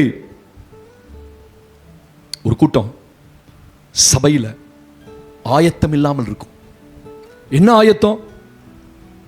என்னைக்கோ வாங்கின ரட்சிப்பை காத்துல பறக்க விட்டுருப்பாங்க. நீங்க நிறைய கிறிஸ்தவ என்ன நினைக்கிறாங்க? ஆண்டவர் வரும்போது போயிடலாம் நினைக்கிறான். ஆண்டவர் வரும்போது ரட்சிப்பே இல்லை, அவன் எப்படி போக முடியும்? ஆயத்தம் இல்லை. ரட்சிப்பு என்பது என்னைக்கோ ரட்சிக்கப்பட்ட அனுபவத்தோடு உட்கார்ந்துருக்க கூடாது. ரட்சிப்பு என்பது அனுதினமும் ரட்சிப்பு. ஆமென், ஆமென். உங்க வாழ்க்கையினுடைய ஒவ்வொரு நாளும் தேவனோடு கொண்ட உறவுல ரட்சிக்கப்பட்ட அனுபவத்தோட வாழணும். ரட்சிப்பு என்ன? அன்றன்றைக்கு என் பாவத்தை அறிக்கை செய்து அன்னன்னைக்கு ஆண்டவரோடு ஒப்புரவாகி அன்றன்றைக்கு என் கணக்கு வழக்கில் தேவனோடு தீர்த்து நான் கரெக்டாக இருக்கணும். நேற்று நைட்டு படுக்கும்போது ஆண்டவரே இன்னைக்கு இங்கே போனேன், இந்த ஆளை இப்படி பேசிட்டேன், கோவப்பட்டுட்டேன், தூசிச்சிட்டேன், திட்டிட்டேன், முறுமுறுத்துட்டேன், அடிச்சிட்டேன், இப்படி பண்ணிட்டேன், அப்படி பண்ணிட்டேன், எல்லாத்தையும் நைட்டு கணக்கை ஒப்பு வச்சுட்டு படுக்க போகணும். இன்னைக்கு இந்த அனுபவம் எத்தனை பேர் இருக்குன்னு தெரியலையே. ஹலோ, ஆயத்தமா இருந்தவர்கள் உள்ள போன, ஆயத்தம் இல்லாதவர்கள் கதவுக்கு வெளியினா. நீங்க சபைக்குள்ள இப்ப உட்கார்ந்துருக்கலாம், ஆனா உங்க ரட்சிப்பு சரியில்லைன்னா உங்க ஆயத்தை நீங்க கர்த்தருடைய வருகையில் எடுத்துக்கொள்ளப்பட முடியாது. சபைக்குள்ள ஒரு கூட்டம் கைவிடப்படும் தெரியுமா உங்களுக்கு? சபைக்குள்ள ஆண்டவருடைய வருகையின் போது ஒரு கூட்டம் கைவிடப்படும். ஏன்? சபைக்கு வருவார்கள், காணிக்கை நல்லா கொடுப்பாங்க, அதெல்லாம் நல்லா விரும்புவாங்க, ஊழியம் செய்வாங்க. ஆனா ரட்சிப்பின் அனுபவத்தோடு இருந்தாயா? வேதத்தில் வாசிக்கிறோம், ஒரு வசனத்தை வாசிக்க பார்ப்போம். ஆண்டவருக்கு மகிமை உண்டாகட்டும். ஹல்லேலூயா. ஆண்டவருடைய வார்த்தை என்ன சொல்லுது? எபிரேயர் நிருபத்தில் 2ஆம் அதிகாரத்தில் 4ஆம் வசனத்தில், the book of Hebrews chapter 2 verse 4. எபிரேயர் நிருபத்தில் 2ஆம் அதிகாரம். அடையாளங்களினாலும் ஒரு நிமிஷம் எல்லாரும் எடுத்துக்கிட்டோம். எபிரேயர் நிருபத்தில் 2ஆம் அதிகாரத்திலே 4ஆம் வசனத்தை நான் வாசிக்க கேட்க போகிறோம். 299ஆம் பக்கம் வாசிக்கலாமா? அடையாளங்களினாலும் அற்புதங்களினாலும் பலவிதமான பலத்த செய்கைகளினாலும் தம்முடைய சித்தத்தின்படி பகிர்ந்து கொடுத்த பரிசுத்த ஆவியின் வரங்களினாலும் தேவன் தாமே சாட்சி கொடுத்ததுமாய் இருக்கிற இவ்வளவு பெரிதான ரட்சிப்பை குறித்து நாம் கவலையற்றிருப்போமானால் தண்டனைக்கு எப்படி தப்பித்துக் கொள்வோம்? யாருக்கு எழுதுறாரு? எபிரேய திருச்சபைக்கு எபிரேய ஆக்கியோனாகிய பவுல் எழுதுறாரு. தேவன் தாமே கொடுத்த இவ்வளவு பெரிய ரட்சிப்பை குறித்து கவலையற்றிருப்போமானால். இன்னைக்கு சபைக்குள்ள ஒரு பெரிய காரியம் என்னன்னா, நீங்க ரட்சிக்கப்பட்டீங்களான்னு கேட்டா ஆமாமாங்க. ஆனா என்னைக்கு ரட்சிக்கப்பட்டீங்கன்னா, லாங் எகோ, ஒரு 40 வருஷத்துக்கு முன்னாடி ரட்சிக்கப்பட்டேன், அது ரட்சிப்பல்ல. இன்னைக்கு ரட்சிக்கப்பட்டியா? தாவீது சொல்லல, நான் அனுதினமும் ரட்சிக்கப்படுகிறேன், அதான் ரட்சிப்பு. இன்னைக்கு ஆண்டவர்கிட்ட உட்கார்ந்து ஒப்புரவாகி, எனக்கு ஆண்டவருக்கு இடையில எந்த பிரச்சனையும் இல்லை, அவரின் முகத்தை நான் பார்க்குறேன், அவர் சமூகத்துக்கு நான் ஈஸியாக. இப்போ நீங்கள் ஏன் நிறைய பேர் சமூகத்துக்கு போக முடியல தெரியுமா? அங்கே போனால் கண்டிக்கப்படுவோம். நீங்கள் தேவ சமூகம் போனால் ஆண்டவர் என்ன செய்வார்? உங்களை சொல்லுங்க, கண்டிப்பார், உணர்த்துவார். நீ இப்படி பண்ணியே, அப்படி பண்ணியே, அப்படி பண்ணியே, இப்படி பண்ணியே. அதுக்கு தான் நிறைய பேர் போக மாட்டான். தன் கிரியைகள் கண்டிக்கப்படும்படிக்கு ஒளியின் இடத்தில் வராது இருக்கிறான். பைபிள் ரொம்ப அழகா சொல்லுது, உன் கிரியைகள் கண்டிக்கப்படணும்னா நீ எங்க போய் தான் ஆகணும்? ஒளியின் இடத்துக்கு போகணும். தேவ பிரசன்ன அங்க போனாதான் என் குறைவுகள் எனக்கு தெரியும். வேற எங்க யார் சொல்லியும் நீங்க குறைவுகளை கேட்க மாட்டோம்ல. உங்க குறைவை யாராவது சுட்டி காட்டினாங்கன்னா, பொழுதனைக்கு என்ன குற்றம் சாட்டிட்டே இருங்க அப்படிம்பீங்க. பொழுதனைக்கு என் குற்றம் தான் கண்டு. ஆமா, மனுஷனை கண்டு குற்றம் தெரியும். நீங்க தேவ சமூகத்துக்கு போய் பாருங்க, அவர் உங்களுக்கு உணர்த்துவார். மகளே, நீ இந்த இடத்துல இந்த பிரச்சனை, இந்த இடத்துல தடுமாறிட்ட, இந்த இடத்துல இந்த காரியத்தை தவறு, என் தவறுகள் எல்லாம் சரி செய்த பிறகுதான் அவர் என்னோட உறவாட ஆரம்பிப்பார். நீ நிறைய பேருக்கு என்ன ஆசை? ஆண்டவர் பேசணும். எப்படி? என்ன ஆண்டவருக்கு முன்னாடி சரிப்படுத்தாம அவர் எப்படி பேசுவார்? இவ்வளவு பெரிதான ரட்சிப்பை குறித்து கவலையற்றிருப்போமானால் எப்படி தண்டனைக்கு தப்புவன்னு கேட்கிறார். சபைக்குள்ளதான் இருப்பீங்க, ஆனா ரட்சிக்கப்பட்ட அனுபவம் இருக்கா? ஆயத்தமா இருக்கிறியா? கர்த்தரோட ஒப்புரவாகுதல் இருக்கிறீங்களா? மன்னிக்க வேண்டிய மன்னிச்சிருக்கியா? சமாதானம் ஆயிட்டீங்களா? கிடையாது. முகத்துல கூட முழிக்க மாட்டேன் பாஸ்டர். நீ என்ன வேணா சொல்லுங்க, நான் செத்தாலும் முகத்துல முழிக்க மாட்டேன். அவன் தான் உன் முகத்தில் முழிக்கணும், நீ அவன் முகத்தில் முழிக்க முடியாது. நீ செத்துட்டா அவன் முகத்தை நீ முழிக்க முடியாது. அவன் வேணா வந்து இப்படி பேசினானே ஒரு முகத்தை, உங்க முகத்தை பார்த்துட்டு கடைசியா பூமியில பார்க்கணும் வந்தாலும் வருவான். ரட்சிப்புன்னு சும்மா நினைக்கிறீங்களா? மனுஷரோட ஒப்புரவு, தேவனோட ஒப்புரவு, அதான் ரட்சிப்பு. எந்த மனுஷன் எனக்கு பகையாளியா இருக்கக்கூடாது, எந்த உறவுகள் எனக்கு பகை. எத்தனை குடும்பங்கள்ல கசப்பும் வெறுப்பும், ஸ்தோத்திரம், எத்தனை குடும்பங்கள்ல சண்டை. ஒரு தேவனுடைய பிள்ளை அப்படி இருக்காதீங்க. அது ரட்சிப்பு அல்ல. நீ பரலோகம் போக முடியாது. ஒப்புரவாயிருங்க. இல்லையா மன்னிச்சு விட்டுருங்க அவனை. ஆண்டவரே, நான் அவனை மன்னிக்கிறேன் ஆண்டவரே, ஸ்தோத்திரம். நீங்க போய் அவனை மன்னிப்பு கேட்டாலோ மன்னிக்க மாட்டான். அப்ப என்ன செய்யணும்? நீங்க சொல்றீங்க, பாஸ்டர் நான் ஒப்புரவாகணும்னு நினைக்கிறேன், நான் மன்னிப்பு கேட்கணும்னு நினைக்கிறேன். அவங்க பாருங்க எப்படிலாம் பேசுவாங்க தெரியுமா? இவனே சொல்லுவான், பேசுவாங்க தெரியுமா, பண்ணுவாங்க தெரியுமா, போவாங்க தெரியுமா. அவன் பண்ணுவானா போவானா நமக்கே தெரியாது. அப்ப என்ன செய்யணும்? நேர கர்த்தருடைய சமூகத்துக்கு போய், நான் அந்த மனுஷனை மனப்பூர்வம் மன்னிக்கிறேன், நான் பேசுனது தப்பு தான் ஆண்டவரே, நான் அவரை மன்னிக்க விரும்புகிறேன், நான் அவனை மன்னிக்கிறேன், அவ்வளோதான், கணக்கு முடிச்சு போயிட்டே இருங்க. அதான் ரட்சிப்பு. இவ்வளவு பெரிதான ரட்சிப்பை குறித்து கவலையற்றிருப்போமானால் தண்டனைக்கு எப்படி தப்பிக்கொள்வோம்? சபைக்குள்ள ரட்சிப்பே இல்லைன்னா ஆண்டோட வருகையில எப்படி போக முடியும்? போக முடியாது. அதனாலதான் சொல்றேன், பரிசுத்தமாக்கப்பட்டவர்களாய், விசுவாசத்தில் பூரணமாக்கப்பட்டவர்களாய் சபைக்குள்ள காணப்படுவதுதான் ரட்சிப்பு. அதுதான் நீங்க பண்ற ஆயத்தம். ஆமென். நீங்க ரட்சிக்கப்பட்டீங்க, ஆனா உலகப்பிரகாரமா வாழ்ந்து, உலகப்பிரகாரமா குடிச்சு, உலகப்பிரகாரமா வெறிச்சு, ஸ்தோத்திரம், அப்படி ஒரு வாழ்க்கை. நீங்க நிறைய விசுவாசிகள் சின்ன சின்ன பாவத்தில் மாட்டிட்டு இருக்கிறான். இதெல்லாம் பெரிய காரியமா பாச, அதெல்லாம் ஒன்றும் பிரச்சனை இல்லை பாச, மாவாலாம் போட்ட பாச, அதெல்லாம் எல்லாருமே செய்யறது தான் பாச, இப்படிலாம் சொன்னீங்கன்னா நாங்கள் எப்படி பாச? அப்படித்தான்ப்பா, எனக்கு அவர் என்ன சொன்னாரோ நான் சொல்றேன். ஆமென். அவர் எனக்கு என்ன சொன்னாரோ நான் அதை சொல்றேன். நான் மூடி மறைச்செல்லாம் சரி போ போ பரவாயில்ல போ, இதெல்லாம் பெரிய காரியம் இல்லை. நீங்க அப்படி சொல்ல காலங்கள் வந்துருச்சு. ஏன்னா ஜனங்க சபைக்கு வரமாட்டேங்கிறாங்க, ரொம்ப கண்டிச்சா சபைக்கு வரமாட்டேங்கிறாங்க, பயமுறுத்துறீங்க பாஸ்டர் எங்களுக்கு. ஸ்தோத்திரம். பவுல் பேசும்போது ஃபெலிக்ஸ் சொல்றான், இந்த அதிபதி சொல்றான், பவுலே உனக்கு என்ன பைத்தியமா, பிதற்றுகிறாயா, நீ என்ன பயமுறுத்துற? ஆமா, என் பேச்சு அப்படிதான் இருக்கும், உனக்கு பயத்தை கொண்டு வரணும், அதான் பிரசங்கம். ஆமென் சொல்லுங்க பாப்போம். நகைச்சுவா போச்சுன்னா அது பிரசங்கம் இல்லை, அது காமெடி பேச்சு. நான் பேசுகிற வார்த்தைகள் எங்கேயோ சத்தியம் குத்தப்பட்டு உங்களுக்குள்ள சில காரியங்கள் சரிப்படுத்தினார் ஆண்டவன், அதான் பிரசங்கம், அதான் பிரசங்கம், அதான் பிரசங்கம், அதான் பிரசங்கம். ஆயத்தமா இருந்தவர்கள் போய்விட்டார்கள், அதுதான் பாவம். நீ ஆயத்தமா இருக்கணும் தான் ஆண்டவர் விரும்புறார். ரட்சிப்பை குறித்து கவலை இல்லாம, நான் யாருனே எனக்கு தெரியாம, நான் ஒரு கிறிஸ்தவன்றதைய மறந்துட்டு, போன இடத்துலலாம் என் ஐடென்டிட்டியை மறந்துட்டு, என் அடையாளத்தை மறந்துட்டு, அவனும் நானும் ஒன்னாகி உலகத்தான் நான் வாழ்ந்து எப்படிப்பா போவேன்? எப்படி போவேன்? சொல்லுவான், ஐயோ அந்த பொம்மைலாம் கிறிஸ்தவனான்னு தெரிக்க அப்படின்னு சொல்றதுக்கே வெக்கமா இருக்கு, புறஜாதி சொல்லுது. அப்படி சொன்ன நல்ல சாட்சியா? ஐயையோ அந்த மனுஷன் உண்மையே இல்லாத ஒரு ஆளுப்பா அப்படின்னாங்கன்னா நல்ல சாட்சியா? வாங்கின கடனை கேட்டா கத்தியில குத்த வரான் பாஸ்டர் உங்க விசுவாசினா. ஐயோ ஆண்டவரே, யாராவது இந்த கேளுங்க, ஃபோன் பண்ண, டேய் என்னடா கத்தி வச்சிருக்கியாடா அப்படின்னு. அப்படிலாம் ஒன்றும் இல்லையே பாஸ்டர், ஏன்டா அவனை குத்த போற? ஏன்டா கடனை கேட்ட நீ ஏன்டா குத்த போற? இன்னும் கொஞ்சம் நேரம் பேசினா என்னை குத்தி விடுவான் போல. அதனால நான் பேசாமல் சைலண்ட் ஆகிட்டேன். ஏப்பா கொஞ்சம் சமாதானமாக இருறா, ஏன்டா பேரை கெடுத்துக்கிற? கேட்ட கடனை கேட்டால் கத்தியில் குத்த வரானா? தோத்துறான். இது என்ன விசுவாசின்னு தெரியல. இதெல்லாம் எங்கே பரலவும் போகணும்னு தெரிய மாட்டேங்குது எனக்கு.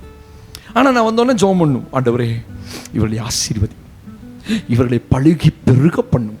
எப்படியா என்னால் ஜெபம் பண்ண முடியும்? சரி, கொஞ்சம் தருணத்தை ஆண்டவர் கொடுத்து வச்சிருக்காரு. மனம் திரும்பு, சரியான மனம் திரும்புதல், சரியான ரட்சிப்பு, அதான் உங்களை பரலோகம் கொண்டு போகும். ஆமென் சொல்லுங்க. மனம் திரும்பி வாழ், அதான் ஆண்டவர் விரும்புறார். உலகத்தை விட்டு வந்தியா, இங்க எதுக்காக கொண்டு வந்தார்? உன்னை ஆயத்தப்படுத்துறார். நீ ஆயத்தமா இருந்தாலும் அவர் வரும்போது சத்தம் கேட்கும் போது, நடுராத்திரி சத்தம் கேட்கும், மணவாளன் வந்து விட்டார், எழுந்திருங்க புறப்படுவோம். 5 பேர் கையில தீபத்தை எடுத்துட்டு கிளம்பி உள்ள போயிட்டான். கதவு அடைக்கப்பட்டது. 5 பேர் ஆயத்தம் இல்லை, ரட்சிப்பில்லை, பரிசுத்தம் இல்லை. ஸ்தோத்திர ஆண்டவரே, மனம் திரும்புதல் இல்லை. என்னதான் மனம் திரும்புதல் வந்தால் கொஞ்ச நேரம் தான் மனம் திரும்புதல். சபையில் நிற்கிறேன், நான் வெளியே போனா வேறு மனுஷனா மாறி, உலகத்தானா மாறி, ஐயா அது உங்களை பரலோகம் கொண்டு போகாது. நீ எங்க போனாலும் நீ கர்த்தருடைய பிள்ளையாரு. யார்கிட்ட பேசினாலும் கர்த்தருடைய பிள்ளையாரு. எந்த வீட்டுக்கு போனாலும், உன் சொந்தக்கார வீட்டுக்கே போனாலும் நீ சொல்லு, நான் கர்த்தருடைய பிள்ளை. அதான் யார் ரட்சிப்பு, அதுதான் ஆயத்தம். 4வது வாசிக்கலாமா? மத்தேயு 22. மத்தேயு 22ஆம் அதிகாரம் 1 6 வசனங்களை நான் வாசிக்க கேட்க போகிறோம். எல்லாரும் எடுத்துக்கொள்ளுங்க. மத்தேயு 22, Matthew chapter 22 verse 1 to 6. இயேசு மறுபடியும் அவர்களோட ஊமைகளாய் பேசி சொன்னது என்னவென்றால், பரலோக ராஜ்யம் தன் குமாரனுக்கு கல்யாணம் செய்த ஒரு ராஜாவுக்கு ஒப்பாயிருக்கிறது. அழைக்கப்பட்டவர்களை கல்யாணத்திற்கு வர சொல்லும்படி அவன் தன் ஊழியக்காரரை அனுப்பினான். அவர்களோ வர மனதில்லாதிருந்தார்கள். அப்பொழுது அவன் வேறு ஊழியக்காரரை அழைத்து, நீங்கள் போய், இதோ என் விருந்தை ஆயத்தம் பண்ணினேன், என் எருதுகளும் கொழுத்த ஜந்துக்களும் அடிக்கப்பட்டது, எல்லாம் ஆயத்தமாயிருக்கிறது, கல்யாணத்திற்கு வாருங்கள் என்று அழைக்கப்பட்டவர்களுக்கு சொல்லுங்கள் என்று அனுப்பினான். அழைக்கப்பட்டவர்களோ அதை அசட்டை பண்ணி ஒருவன் தன் வயலுக்கும் ஒருவன் தன் வியாபாரத்திற்கும் போய்விட்டார்கள். மற்றவர்கள் அவன் ஊழியக்காரரை பிடித்து அவமானப்படுத்தி கொலை செய்தார்கள். ஒரு ஆமென் சொல்லுங்க பாப்போம். அல்லேலூயா. இதுல உங்களுக்கு என்ன புரிஞ்சுது? இதுல என்ன புரிஞ்சுது உங்களுக்கு? ஒரு ராஜா தன் பிள்ளைக்கு கல்யாணம் பண்றான். அந்த ராஜா பேர் சொல்லப்படல, நல்ல தடபடலா பெரிய விருந்து பண்ணி நிறைய பேர்த்த அழைத்திருந்தான். எல்லாம் அழைக்கப்பட்டவங்க ஒருத்தருமே வரல. கல்யாணம் ஆயத்தமாயிடுச்சு, விருந்து ஆயத்தமாயிட்டு, ராஜா வழியை பார்த்துக்கிட்டே இருக்கிறார். அதெல்லாம் கல்யாணம் பண்ணவங்களுக்கு தான் தெரியும் அந்த அருமை.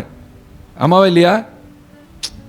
உங்கள் வீட்டில் என்ன கல்யாணம் பண்ணலை உங்கள் பிள்ளைகளுக்கெல்லாம், பண்ணவங்களுக்குலாம் தெரியும். அந்த சொந்தக்காரன் வந்துட்டாங்களா, இந்த சொந்தக்காரன் வந்துட்டாங்களா, பார்ப்பா. வந்தவனை நல்லா கவனிக்கலன்னா அவன் வேற மூஞ்ச தூக்கிவான், தோத்துறான். ஏன்னா போன இடத்துல நீ சரியாக கவனிக்கலையாக்கோ அவன் மூஞ்ச தூக்கிட்டு உட்காந்துருப்பான். யாராவது சொல்லுவான், எப்பா போய் அவரை பார்த்து ஒரு அளவு சொல்லிட்டு கட்டி பிடிச்சி வாப்பா வாப்பான்னு சொல்லியிருப்பா அப்படின்னு சொன்னான்னா அவன் ஓடி வந்து கல்யாணம். இதெல்லாம் பொதுவாக நடக்கிற காரியம். இந்த ராஜா எல்லாவற்றையும் ஆயத்தம் பண்ணிட்டு பார்க்குறான், ஒருத்தர் கூட வரல. உடனே தன் வேலைக்காரர்கள் அனுப்புகிறான், எப்பா போப்பா கொஞ்சம் பார்த்துடுவா என்ன என்ன என்ன பண்ணுறான்னு பாரு. ஒருத்தன் வேதம் சொல்லுது 3ஆம் அதிகாரத்தில், அவர்களோ வருவதற்கு மனதில்லாதிருந்தார்கள். ஸ்தோத்திரம். அடுத்தது சொல்லப்பட்டிருக்கு 5ஆம் வசனத்தில், அழைக்கப்பட்டவர்களோ அதை அசட்டை பண்ணினார்கள். 6ஆம் வசனத்தில், மற்றவர்கள் ஊழியக்காரை பிடித்து அவமானப்படுத்தி கொலை செய்தார்கள். கவனிங்க, கடைசி நாட்கள் ஆண்டவருடைய வருகைக்கும் அவருடைய கடைசி நாட்களுக்கு என்ன அடையாளம்? சபைக்குள்ள இருக்கிற கர்த்தருடைய பிள்ளை எப்படி இருக்கணும்?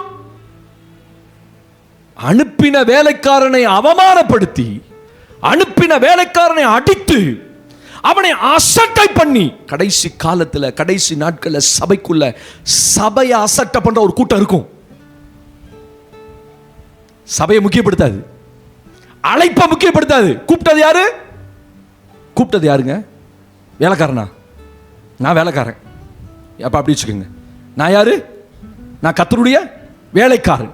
I am a servant of the most high God. ஒரு பெரிய தேவனுடைய வேலைக்காரன். இப்ப வேலைக்காரனாக என்னை ஆண்டவர் அனுப்புகிறார் அப்படி வச்சுக்கோங்க. அனுப்பி, அப்பா வாப்பா, ஏப்பா வரல, எங்கப்பா மனைவியை காணோம், ஏப்பா உன் பிள்ளையை காணமே, எங்க உங்க மனைவியை காணமே, ஏன் சிஸ்டர் 4 வாரமா வரல அப்படி நான் கேட்டேன்னா சரியான பதில் வரவே வராது உங்க வாயிலிருந்து. என்னைக்காவது என்கிட்ட உண்மையை சொல்லியிருக்கீங்க? எனக்கா என்கிட்ட உண்மையை சொல்லியிருக்கீங்களா? அது பாஸ்டர் கிளம்பணும், திடீர்னு வயிறு வலி வந்துருச்சு, வந்துடும், சொல்லிடாதீங்க என்கிட்ட பொய்ய. ஆமீன் சொல்லுங்க. உள்ளதை உள்ளபடி சொல்லுங்க. ஊருக்கு போயிட்டாங்கன்னா போயிட்டாங்கன்னு சொல்லுங்க. ஏன் வரல? அங்கே தூங்கிட்டு இருக்கோம் ஒரு கோஷ்டி வீட்டில். இப்போ என்கிட்ட என்ன சொல்லுவான்? ரொம்ப முடியாமல் போச்சு பாஸ்டர். ராஜாவுடைய விருந்தை அசட்டை பண்ணுகிற ஒரு கூட்டம் கடைசி காலத்தில் சபைக்குள்ள இருக்கும். சபையை பெருசா நினைக்க மாட்டாங்க, அழைப்பை பெருசா நினைக்க மாட்டாங்க, சபையை பெருசா நினைக்க மாட்டாங்க, ஆராதனையை பெருசா நினைக்க மாட்டாங்க. அவங்களுக்கு உலகம் முக்கியம். ஸ்தோத்திரம். ஏன்பா வரல? அம்மா வந்துட்டாங்க பாஸ்டர். ஏன்பா வரல? அப்பா ஊருக்கு போயிட்டார் பாஸ்டர். ஏன்பா வரல? ஒரு மாதிரி தலையை சுத்துற மாதிரி இருந்துச்சு. சுத்தல, அதுக்கப்புறம் சுத்தாது பாருங்க. இந்த கரெக்டா 9 மணி வரைக்கும் தான் அந்த பிரச்சனையே இருக்கும். ஹலோ, கரெக்டா 9 மணி வரைக்கும் தான் அந்த பிசாசு இருக்கும் உங்கள்கிட்ட. 9 மணி தாண்டினோடனே ஆள் ஜம்முன்னு ஆயிரும். சரி போ, சாச்சிக்கு தான் போல, இந்த டிவியை போடுறா, டிவியை எல்லாம் சமைச்சு எடுத்துட்டு வந்து வீட்டில் உட்காந்து டிவி ஆன் பண்ணி ஆன்னு பார்த்து அந்த பிசாசு எங்கே போகுது நம்மளால யோசிக்கிறோமா? அட 9 மணி இந்த பிசாசு இவ்வளோ பிரச்சனை பண்ணிச்சே, இந்த 9 மணியை தாண்டினோட நம்ம ரெடி ஆகிட்டோமே, இப்படி ஒரு ஆவி நம்மளோட போராடிச்சே. சபையை குறித்த கொஞ்சம் கூட உணர்வு இருக்காது. அந்த சபையினுடைய அழைப்பை பாருங்க. ராஜா கூப்பிட்டுருக்கிறான், ராஜா கூப்பிட்டவன்ட்ட சொல்றான், போப்பா போ, வரது மனதெல்லாம் பார்க்கலாம் போப்போ. ஒரு விசுவாசிய பல மாதங்கள் காணும், எப்பா வந்துடுறா எப்படியாவது சர்ச்சுக்கு, பார்க்கலாம் பார்க்கலாம் போங்க போங்க. அந்த வார்த்தை இன்னும் என் காதில் இருக்கு, பார்க்கலாம் பார்க்கலாம் போங்க போங்க. எனக்கு எப்படி இருக்குன்னு நினைக்கிறீங்க? நான் சொன்னேன், ஆண்டவர் நான் வேலைக்காரன் பரவாயில்ல, நான் ஒரு வேலைக்காரன் பரவாயில்ல. அடுத்த முறை பார்த்தேன், என்ன பேர் வருது பாருங்க, பேர் வேண்டாம், என்ன காணோம் உங்களை அப்படின்னேன். வரலாம் வரலாம், எல்லாம் நான் ஆண்டவர் விட்டு போயிடும், ஆண்டவருக்குள்ளே தான் இருக்கிறோம். நீ என்னமோ ஆண்டவர் விட்டு போயிட்டேன்னு சொல்கிறீங்க. நாங்களாம் ஆண்டவருக்குள்ளே தான் இருக்கிறோம். நாங்களாம் நேராக இப்போயே டைரெக்டாக பரலோகம் போவோம். சொல்லி 2 மாதம் அடித்து தூக்குனாம் பாருங்க வண்டியில். காலு உடஞ்சி, கை உடஞ்சி, எலும்பு உடஞ்சி. என்னை கூப்பிடுவான்றீங்க. இப்போ உங்களுக்குலாம் ஏதாவதுன்னா டக்குனு என்னை கூப்பிடுறீங்களா இல்லையா? என்னை அவன் கூப்பிடுவான்றீங்க. ஏன்னா அங்கே போனால் நான் என்ன பண்ணுவேன்? தம்பி, அப்படி எனக்கு மனசு வரமாட்டேங்குதுங்க அங்கே போய் நின்றுக்கிட்டு சிரிக்கிறதுக்கு. என் உள்ள சொல்லுது வாங்கினியா அப்படின்னும். ஆனால் நான் ஒரு ஊழியக்காரன், அப்படி சொல்ல முடியாதுல்ல. என்னப்பா அப்படி ஆயிட்ட, சரி ஜோம் பண்ணிக்கிறேன், ஜோம் பண்ண, சீக்கிரமா கால் நல்லா ஆயிட்டா, சர்ச்சுக்கு வந்துடு. இதைத்தானே நான் அப்பயே சொன்னேன்ட்ட. எங்க வந்துரு, போ போ பார்க்கலாம், போ போங்க போங்க, வரலாம் வரலாம், பார்க்கலாம். எழுந்து நடக்க முடியாம 7 மாதங்கள் நான் போய் மறுபடியும் ஜோம் பண்ணி அவனை எழுந்து ஆண்டவர் ஜீவனை மட்டும் கொடுத்துட்டா வந்துடும் பஸ், மறக்கவே வந்தான். 3 மாசம் தான். அதுக்கப்புறம் ஆளை காணோம். ரோட்டில் பார்க்குறேன், பட்டையை போட்டு சுற்றுறான். எனக்கு அப்படியே இருதயமெல்லாம் வலி. உனக்காக நான் எவ்வளோ கஷ்டப்பட்டிருப்பேன்டா, உனக்காக நான் எவ்வளோ ஜோம் பண்ணியிருப்பேன். ராக்காலத்தில் 3 பட்டையை பார்த்தோன்னே நான் சிலத்தை கண்டுக்க மாட்டேன். ஏன்னா கண்டுக்கிட்டா கொஞ்சம் கஷ்டப்படுவாங்கல்ல, நான் விட்டுருவேன். ஏன்னா நேரில் பார்க்கும்போது கொஞ்சம் கஷ்டமாக இருக்குல்ல. அப்படிலாம் வளர்த்து அப்படிலாம் சொல்லி இந்த ராஜாவுடைய ஞாபகம் தான் வருது. அவன் அனுப்பினான், அவர்களை அசட்டை பண்ணினான், அவர்களை கண்டுக்கவே இல்லை. ஒருத்தனை அடிச்சான், ஸ்தோத்திரம், கொலையும் பண்ணிட்டான். ராஜா என்ன செய்வாரா? தன் ஆட்களை அனுப்பி, முன்னிலும் பலவான்களை அனுப்பி அந்த கொலைப்பாதகரை கொன்று போட்டானா. ஸ்தோத்திரம். இன்னைக்கு சபைக்குள்ள அப்படிப்பட்ட ஒரு நிலைமை, சபையை அசட்டை பண்ற நிலைமை. உங்க குடும்பத்திலே பாருங்க, எல்லாரும் வந்திருக்காங்களா பாருங்க, வரமாட்டாங்க. 4 வாரம் வரீங்களா பாருங்க, வரமாட்டீங்க. அதே வேலைக்கு புறப்பட்டு போவீங்க 4 வாரமும், எவ்வளவு டிஸ்டன்ஸ் இருந்தாலும் அந்த வேலைக்கு போவீங்க. ஆனா தேவனுடைய சபையை அசட்டை பண்ணுவீங்க. பாஸ்டர் 2 வாரம் வந்துட்டு போதும் பாஸ்டர். நான் சொல்றேன் அதல்ல. சபை 4 வாரம் ஏன் கத்தர் வச்சார், 5 வாரம் ஏன் கத்தர் வச்சார்? இன்னைக்கு உலகத்தை அசட்டை பண்ணல, உறவுகள் அசட்டை பண்ணல. ஐயோ கல்யாணத்துக்கு போலன்னா அவங்க ஏதாவது நினைச்சிருவாங்க பாஸ்டர், அதனால போயிட்டேன். 4 வாரம் தொடர்ந்து 4 கல்யாணம், விசுவாசியை காணோம். என் இருதயம் பதறுது. காணமே அப்படிதான். ஆமா பாஸ்டர், உண்மையே சொல்றேங்க, என் இருதயம் பதறும். 4 வாரம் ஒரு திருவிருந்த கூட அசர். என்ன பாஸ்டர் பண்றது, ரொம்ப முக்கியமா போயிட்டாங்க. ஆண்டவரே 2 ஆராதனை வச்சிருக்கேன்டா, காலையில போ சாயந்தரம் வந்துரு, இல்ல சாயந்தரம் போ காலையில் வந்துரு. ஸ்தோத்திரம். வேதம் அப்படித்தானே சொல்லுது. ராஜாவுடைய வீட்டு விருந்தை அசட்டை பண்ணி ஒரு கூட்டம் எனக்கு வேலை இருக்கு பாருங்க. அதுல 3 காரியம் சொல்றாரு. இதுல இன்னொரு இடத்துல வாசித்து முடிக்கிறேன் நான். லூக்கா 14ஆம் அதிகாரத்தை இதே சம்பவத்தை வேதத்துல வாசிக்கிறோம். 18, 19, 20 வாசி முடிச்சிடலாமா? லூக்கா எழுதின சுவிசேஷம் 14ஆம் அதிகாரம் இதே சம்பவத்தை ஆண்டவர் அங்க எப்படி எழுதியிருக்காரு பாருங்க. லூக்கா எப்படி எழுதியிருக்காரு பாருங்க. 14ஆம் அதிகாரத்துல 18, 19, 20. அவர்கள் எல்லாரும் போக்கு சொல்ல தொடங்கினார்கள். கவனிங்க, அவர்கள் எல்லாரும் போக்கு சொல்ல துவங்கினார்கள். ஒருவன் ஒரு வயலை கொண்டே நான் அகத்தியமாய் போய் அதை பார்க்க வேண்டும், என்னை மன்னிக்கும்படி வேண்டிக் கொள்கிறேன் என்றான். வேறொருவன் 5 மாடு கொண்டேன், அதை சோதித்து பார்க்க போகிறேன், என்னை மன்னிக்கும்படி வேண்டிக் கொள்கிறேன் என்றான். வேறொருவன் பெண்ணை விவாகம் பண்ணினேன், அதனால் நான் வரக்கூடாது என்றான். இது யார் சொல்றது? 16ஆம் வசனத்தில் அதற்கு அவர், ஒரு மனுஷன் பெரிய விருந்தை ஆயத்தம் பண்ணி அநேகரை அழைப்பித்தான். விருந்து வேளையிலே தன் ஊழியக்காரனை நோக்கி அழைக்கப்பட்டவர்களிடம் போய் எல்லாம் ஆயத்தமா இருக்கு வாருங்கள் என்று சொல்லி அவனை அனுப்பி. இதே சம்பவம் தான். ஆனா இங்க ராஜான்னு எழுதப்படல, இங்க ஒரு மனுஷன் எழுதியிருக்கார். அதே 3 கூட்டத்தார், இந்த 3 கூட்டத்தார் என்ன சொல்றாங்க அப்படிங்க? அதற்கு கூப்பிட்ட போது அவர்கள் எல்லாரும் போக்கு சொல்ல துவங்கினார்கள். ஏன்பா சர்ச்சுக்கு வரல? ஏதாவது ஒரு போக்கு சொல்லுவான் பாருங்க. அந்த காரணம் இந்த காரணம் இந்த காரணம் அந்த காரணம், வேலைக்கு போயிட்டேன் பாஸ்டர், நைட்டு வேலை வச்சிட்டேன் பாஸ்டர், நைட்டெல்லாம் ஒர்க் பண்ணேன் பாஸ்டர், நைட்டெல்லாம் தூங்கல பாஸ்டர். ஏன்னா சர்ச்சுக்கு வரல? பொழுய விடிய விடிய விடிய விடிய தூங்கல பாஸ்டர். காலைல 7 மணிக்கு தான் தூக்கமே வருது. சோத்திரம். அதனால எங்க வரல? விருந்துக்கு வரல. அவன் போக்கு சொல்ல துவங்கினான். அடுத்த ஒருத்தன் என்ன செஞ்சானா? 5 மாடு வாங்கியிருக்கேன் ஐயா, 5 மாடு வாங்கியிருக்கேன், அதை ஓட்டி பார்க்கணும், அது ஒழுங்கா ஓடுதா இல்லையா, ஏர் பிடிச்சு போகுதா இல்லையா. ஸ்தோத்திரம். அடுத்த ஒருத்தன் சொன்னா, இப்பதான் ஒரு பெண்ணை விவாகம் பண்ணினேன், நான் வரக்கூடாது. அவன் ஒரு காரணம் சொல்றான் பாருங்க. போக்கு சொல்ல துவங்குவார்கள். விருந்து ஆயத்தம் பண்ணப்பட்ட பிறகு ஒரு கூட்டம் கடைசி நாட்கள்ல அவங்களுக்கு என்ன நினைப்பு? நம்ம சபைக்குள்ளதான் இருக்கிறோம், அப்பப்போ போய் பிரசன்ட் போட்டு வந்துடுறோம், ஆனா சபையின் விருந்தை ஆயத்தப்படுத்தி ராஜா கூப்பிட்ட பொழுது வர மனதில்லாது இருந்தார்கள். ஆளுக்கு ஒரு காரணம் சொல்ல ஆரம்பிச்சான். இது கடைசி காலம், அப்படிதான் சொல்லுவாங்க. சபைக்கு வராதுக்கு அநேக காரியம் சொல்லுவீங்க. ஆண்டவர் சொல்றாரு, மணவாளன் வந்து கொண்டிருக்கிறார். மணவாளன் வருவதுக்கு என்ன அடையாளம்? கடைசி காலத்தில் இப்படி ஒரு கூட்டம் சபைக்குள்ள இருக்கும். வேண்டாம், ஆயத்தப்பட்டு விடுங்கள். ஆமென் சொல்லுங்க பாப்போம். அல்லேலூயா. தேவனுடைய பிள்ளைகள் கடைசி காலத்தில் எப்படி இருப்பார்கள்? தற்பிரியராய், பணப்பிரியராய், உலகத்து காரியத்தை முக்கியத்துவம் கொடுப்பான். பைபிள் சொல்லுது இல்ல, பேதுருவின் புஸ்தகத்தில், தேவ பயம் இல்லாம தேவனுடைய காரியத்துக்கு முக்கியத்துவம் கொடுக்காம, ஸ்தோத்திரம், தற்பிரியராய், பணப்பிரியராய், வீம்புக்காராய், அகந்தை உள்ளவர்களாய், கடைசி நாட்களில் ஒரு கூட்டம் சபைக்குள்ள அப்படிதான் இருக்கும். தற்பிரியராய், பணப்பிரியராய், உலகம், உறவுகள், ஸ்தோத்திரம், பணம், இதுக்கு ஓடிட்டே இருக்கும். நான் சொல்றேன், ஓடு, வேணான்னு சொல்ல. ஆனால் முதல்ல கர்த்தருக்கு ஒரு இடம் கொடு. அப்படியே எழுந்து நிற்போம். சமம். மனுஷகுமாரனுடைய வருகைக்கு அடையாளம் என்ன? உலகத்தின் முடிவுக்கு அடையாளம் என்ன? 2 கேள்வி. ஆண்டவர் தெளிவா சொல்லிட்டார். நோவாவின் காலத்தில் நடந்தது போல நடக்கும். அந்த நாட்கள் எப்படி இருந்தாங்க? உணர்வில்லாது இருந்தார்கள். ஒரு கூட்டம் சபைக்குள்ள அப்படிதான் இருக்கு. தேவனை குறிச்ச உணர்வே கிடையாது. தேவனை குறிச்ச உணர்வே இல்லை. ஆண்டவர் சங்கீதம் 14 சொல்றதை வாசிக்கிறோம். தேவனை தேடுகிற உணர்வு உள்ளவன் உண்டோ என்று கர்த்தர் பரலோகத்திலிருந்து மனுபுத்திரனை கண்ணோக்கினார். பரலோகத்திலிருந்து பார்க்கிறார், என்ன குறிச்ச உணர்வு எத்தனை பேருக்கு சபைக்குள்ள இருக்கு? வலது கை அப்படியே உயர்த்துங்க பார்ப்போம். ஆண்டவரே, எனக்கு ஒரு உணர்வு இல்லை. உண்மைதான், ஒத்துக்குங்க. நான் ஆண்டவர்கிட்ட அப்படி தான் சொல்லுவேன். சில நேரத்தில் உங்களை தேடணுன்ற உணர்வே வரமாட்டேங்குதுப்பா, எனக்கு அந்த உணர்வை கொடுங்க. உங்களை குறிச்ச ஞானமே இல்லை எனக்குள்ள, கொஞ்சம் அறிவு கொடுங்க. ஆண்டவர் உங்களோட தான் பேசியிருக்கிறார். சபைக்குள்ள குறையக்கூடாத ஒன்று உணர்வு, தேவனை குறித்த உணர்வு.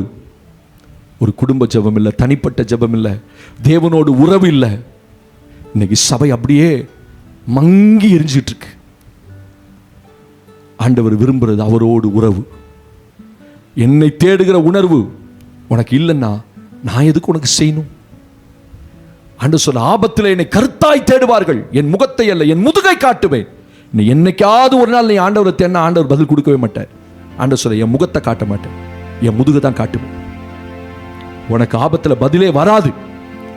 ஏன்னா நீ நல்லா இருக்கும்போது ஆண்டவரை தேடல, பிள்ளைகளோட ஜெபம் பண்ணல, வாரத்துல ஒரு நாளாவது ஒரு குடும்பமா உட்கார்ந்து ஒரு ஜெபம் பண்ணி அந்த உணர்வு ஏன் வரல? வாங்க குடும்பமா வெளியே போலாம், வாங்க குடும்பமா பிக்னிக் போலாம், வாங்க குடும்பமா சொந்தக்கார வீட்டுக்கு போலாம். ஏன் அந்த குடும்பமா தேவனை தேடல? ஆண்டவர் கேட்கிறார். ஆயத்தமே இல்லை. ரட்சிப்பை குறித்து ஒரு கவலையும் கிடையாது. நான் ரட்சிக்கப்பட்டவன் எப்படி நடக்கணும்ன்ற கவலையும் இல்லை. இப்படி வேணா நடந்துட்டு சபைக்குள்ள வந்து உட்கார்ந்துட்டு நீ நானும் ஆயத்தப்பட்டு போயிருவேன் நினைக்கிறீங்களா? ஆண்டவர் சொல்ல, நீ ஆயத்தம் இல்லப்பா. உனக்கு ரட்சிப்பின் அனுபவமே இல்லை. இன்றைக்கு பாவம் மன்னிக்கப்பட்டு ஒப்புரவாகி மனுஷரோடும் தேவனோடு ஒப்புரவாகி அந்த நிலைமையில சபைக்குள்ள நீ காணப்படணும். அவங்கதான் கர்த்தருடைய வருகையில போக முடியும். ஸ்தோத்திரம். ஒரு கூட்டம் தூக்க மயக்கத்தில் இருக்கும் சபைக்குள்ள. விடிய காலத்து தூக்கம், அதிகாலையில் தூக்கம், ராக்காலத்து தூக்கம், பகல் காலத்து தூக்கம், எப்ப படுத்தாலும் தூங்குவோம். தேவனுக்கு அதுல கொஞ்சம் கூட நேரமே இல்லை. ஆண்டவர் சொல்ல, நீ தூங்கினா உன் பலத்தை இழந்துடுவ. நீ தேவ சமூகத்துக்கு போகல, உன் பலத்தை இழந்து விடுவாய். வர வேண்டிய ஆசீர்வாதத்தெல்லாம் இழந்து தரித்திரனா நிப்ப. என்ன நடந்தாலும் சொல்லுங்க, நான் ஆண்டவரே, நான் உங்களை தேடுறதுல மட்டும் குறைவே வைக்க கூடாது. இனிமேட்டு சிலருக்குள்ள அந்த எண்ணம் உண்டாகுது. ஐயோ, என் பலத்தை நான் இழந்துட்டேனோ, என் ஆவிக்குரிய பலத்தை நீ இழந்துட்டேனோ. கர்த்தருடைய பிள்ளையே, don't stop your prayer. Don't stop your prayer. தேவனோடு உள்ள உறவை விட்டுறாத. தூக்கத்துக்கு முக்கியத்துவம் கொடுக்காத. சில காரியத்தை நீங்க சாக்ரிஃபைஸ் பண்ணாதான் சில ஆசீர்வாதங்களுக்குள்ள போக முடியும். ஆண்டவர் சொல்றார், ஒரு கூட்டம் ராஜாவுடைய விருந்துக்கு அழைக்கப்பட்ட போது சிலருக்கு வர மனதில்லை. அந்த விருந்தை அசட்டை பண்ணினார்கள். சபையை அசட்டை பண்ற ஒரு கூட்டம் சபையில கடைசி நாட்கள் இருக்கும். உலகத்தை பிரியப்படுத்தி மனுஷரை பிரியப்படுத்தி வாழ்ற ஒரு கூட்டம் இருக்கும். கர்த்தரை பிரியப்படுத்தாத ஒரு கூட்டம் சபைக்குள்ள இருக்கும். 5வது சொல்லுங்க, நான் உங்களை பிரியப்படுத்தி வாழ ஆசைப்படுறேன் ஆண்டவரே. ஆண்டவரே, இந்த உணர்வை எனக்கு தாரும் ஆண்டவரே. ஆயத்தமாக்கப்பட்ட பாத்திரமாய் ரட்சிப்பை குறித்த கவலை உள்ள மனுஷனா நிறுத்துங்க ஆண்டவரே. கர்த்தர் தாமே இந்த வசனத்தை ஆசீர்வதித்து கொடுக்கும். எல்லாரும் வாய்த்த கர்த்தரை ஸ்தோத்திரம் பண்ணுவோம்.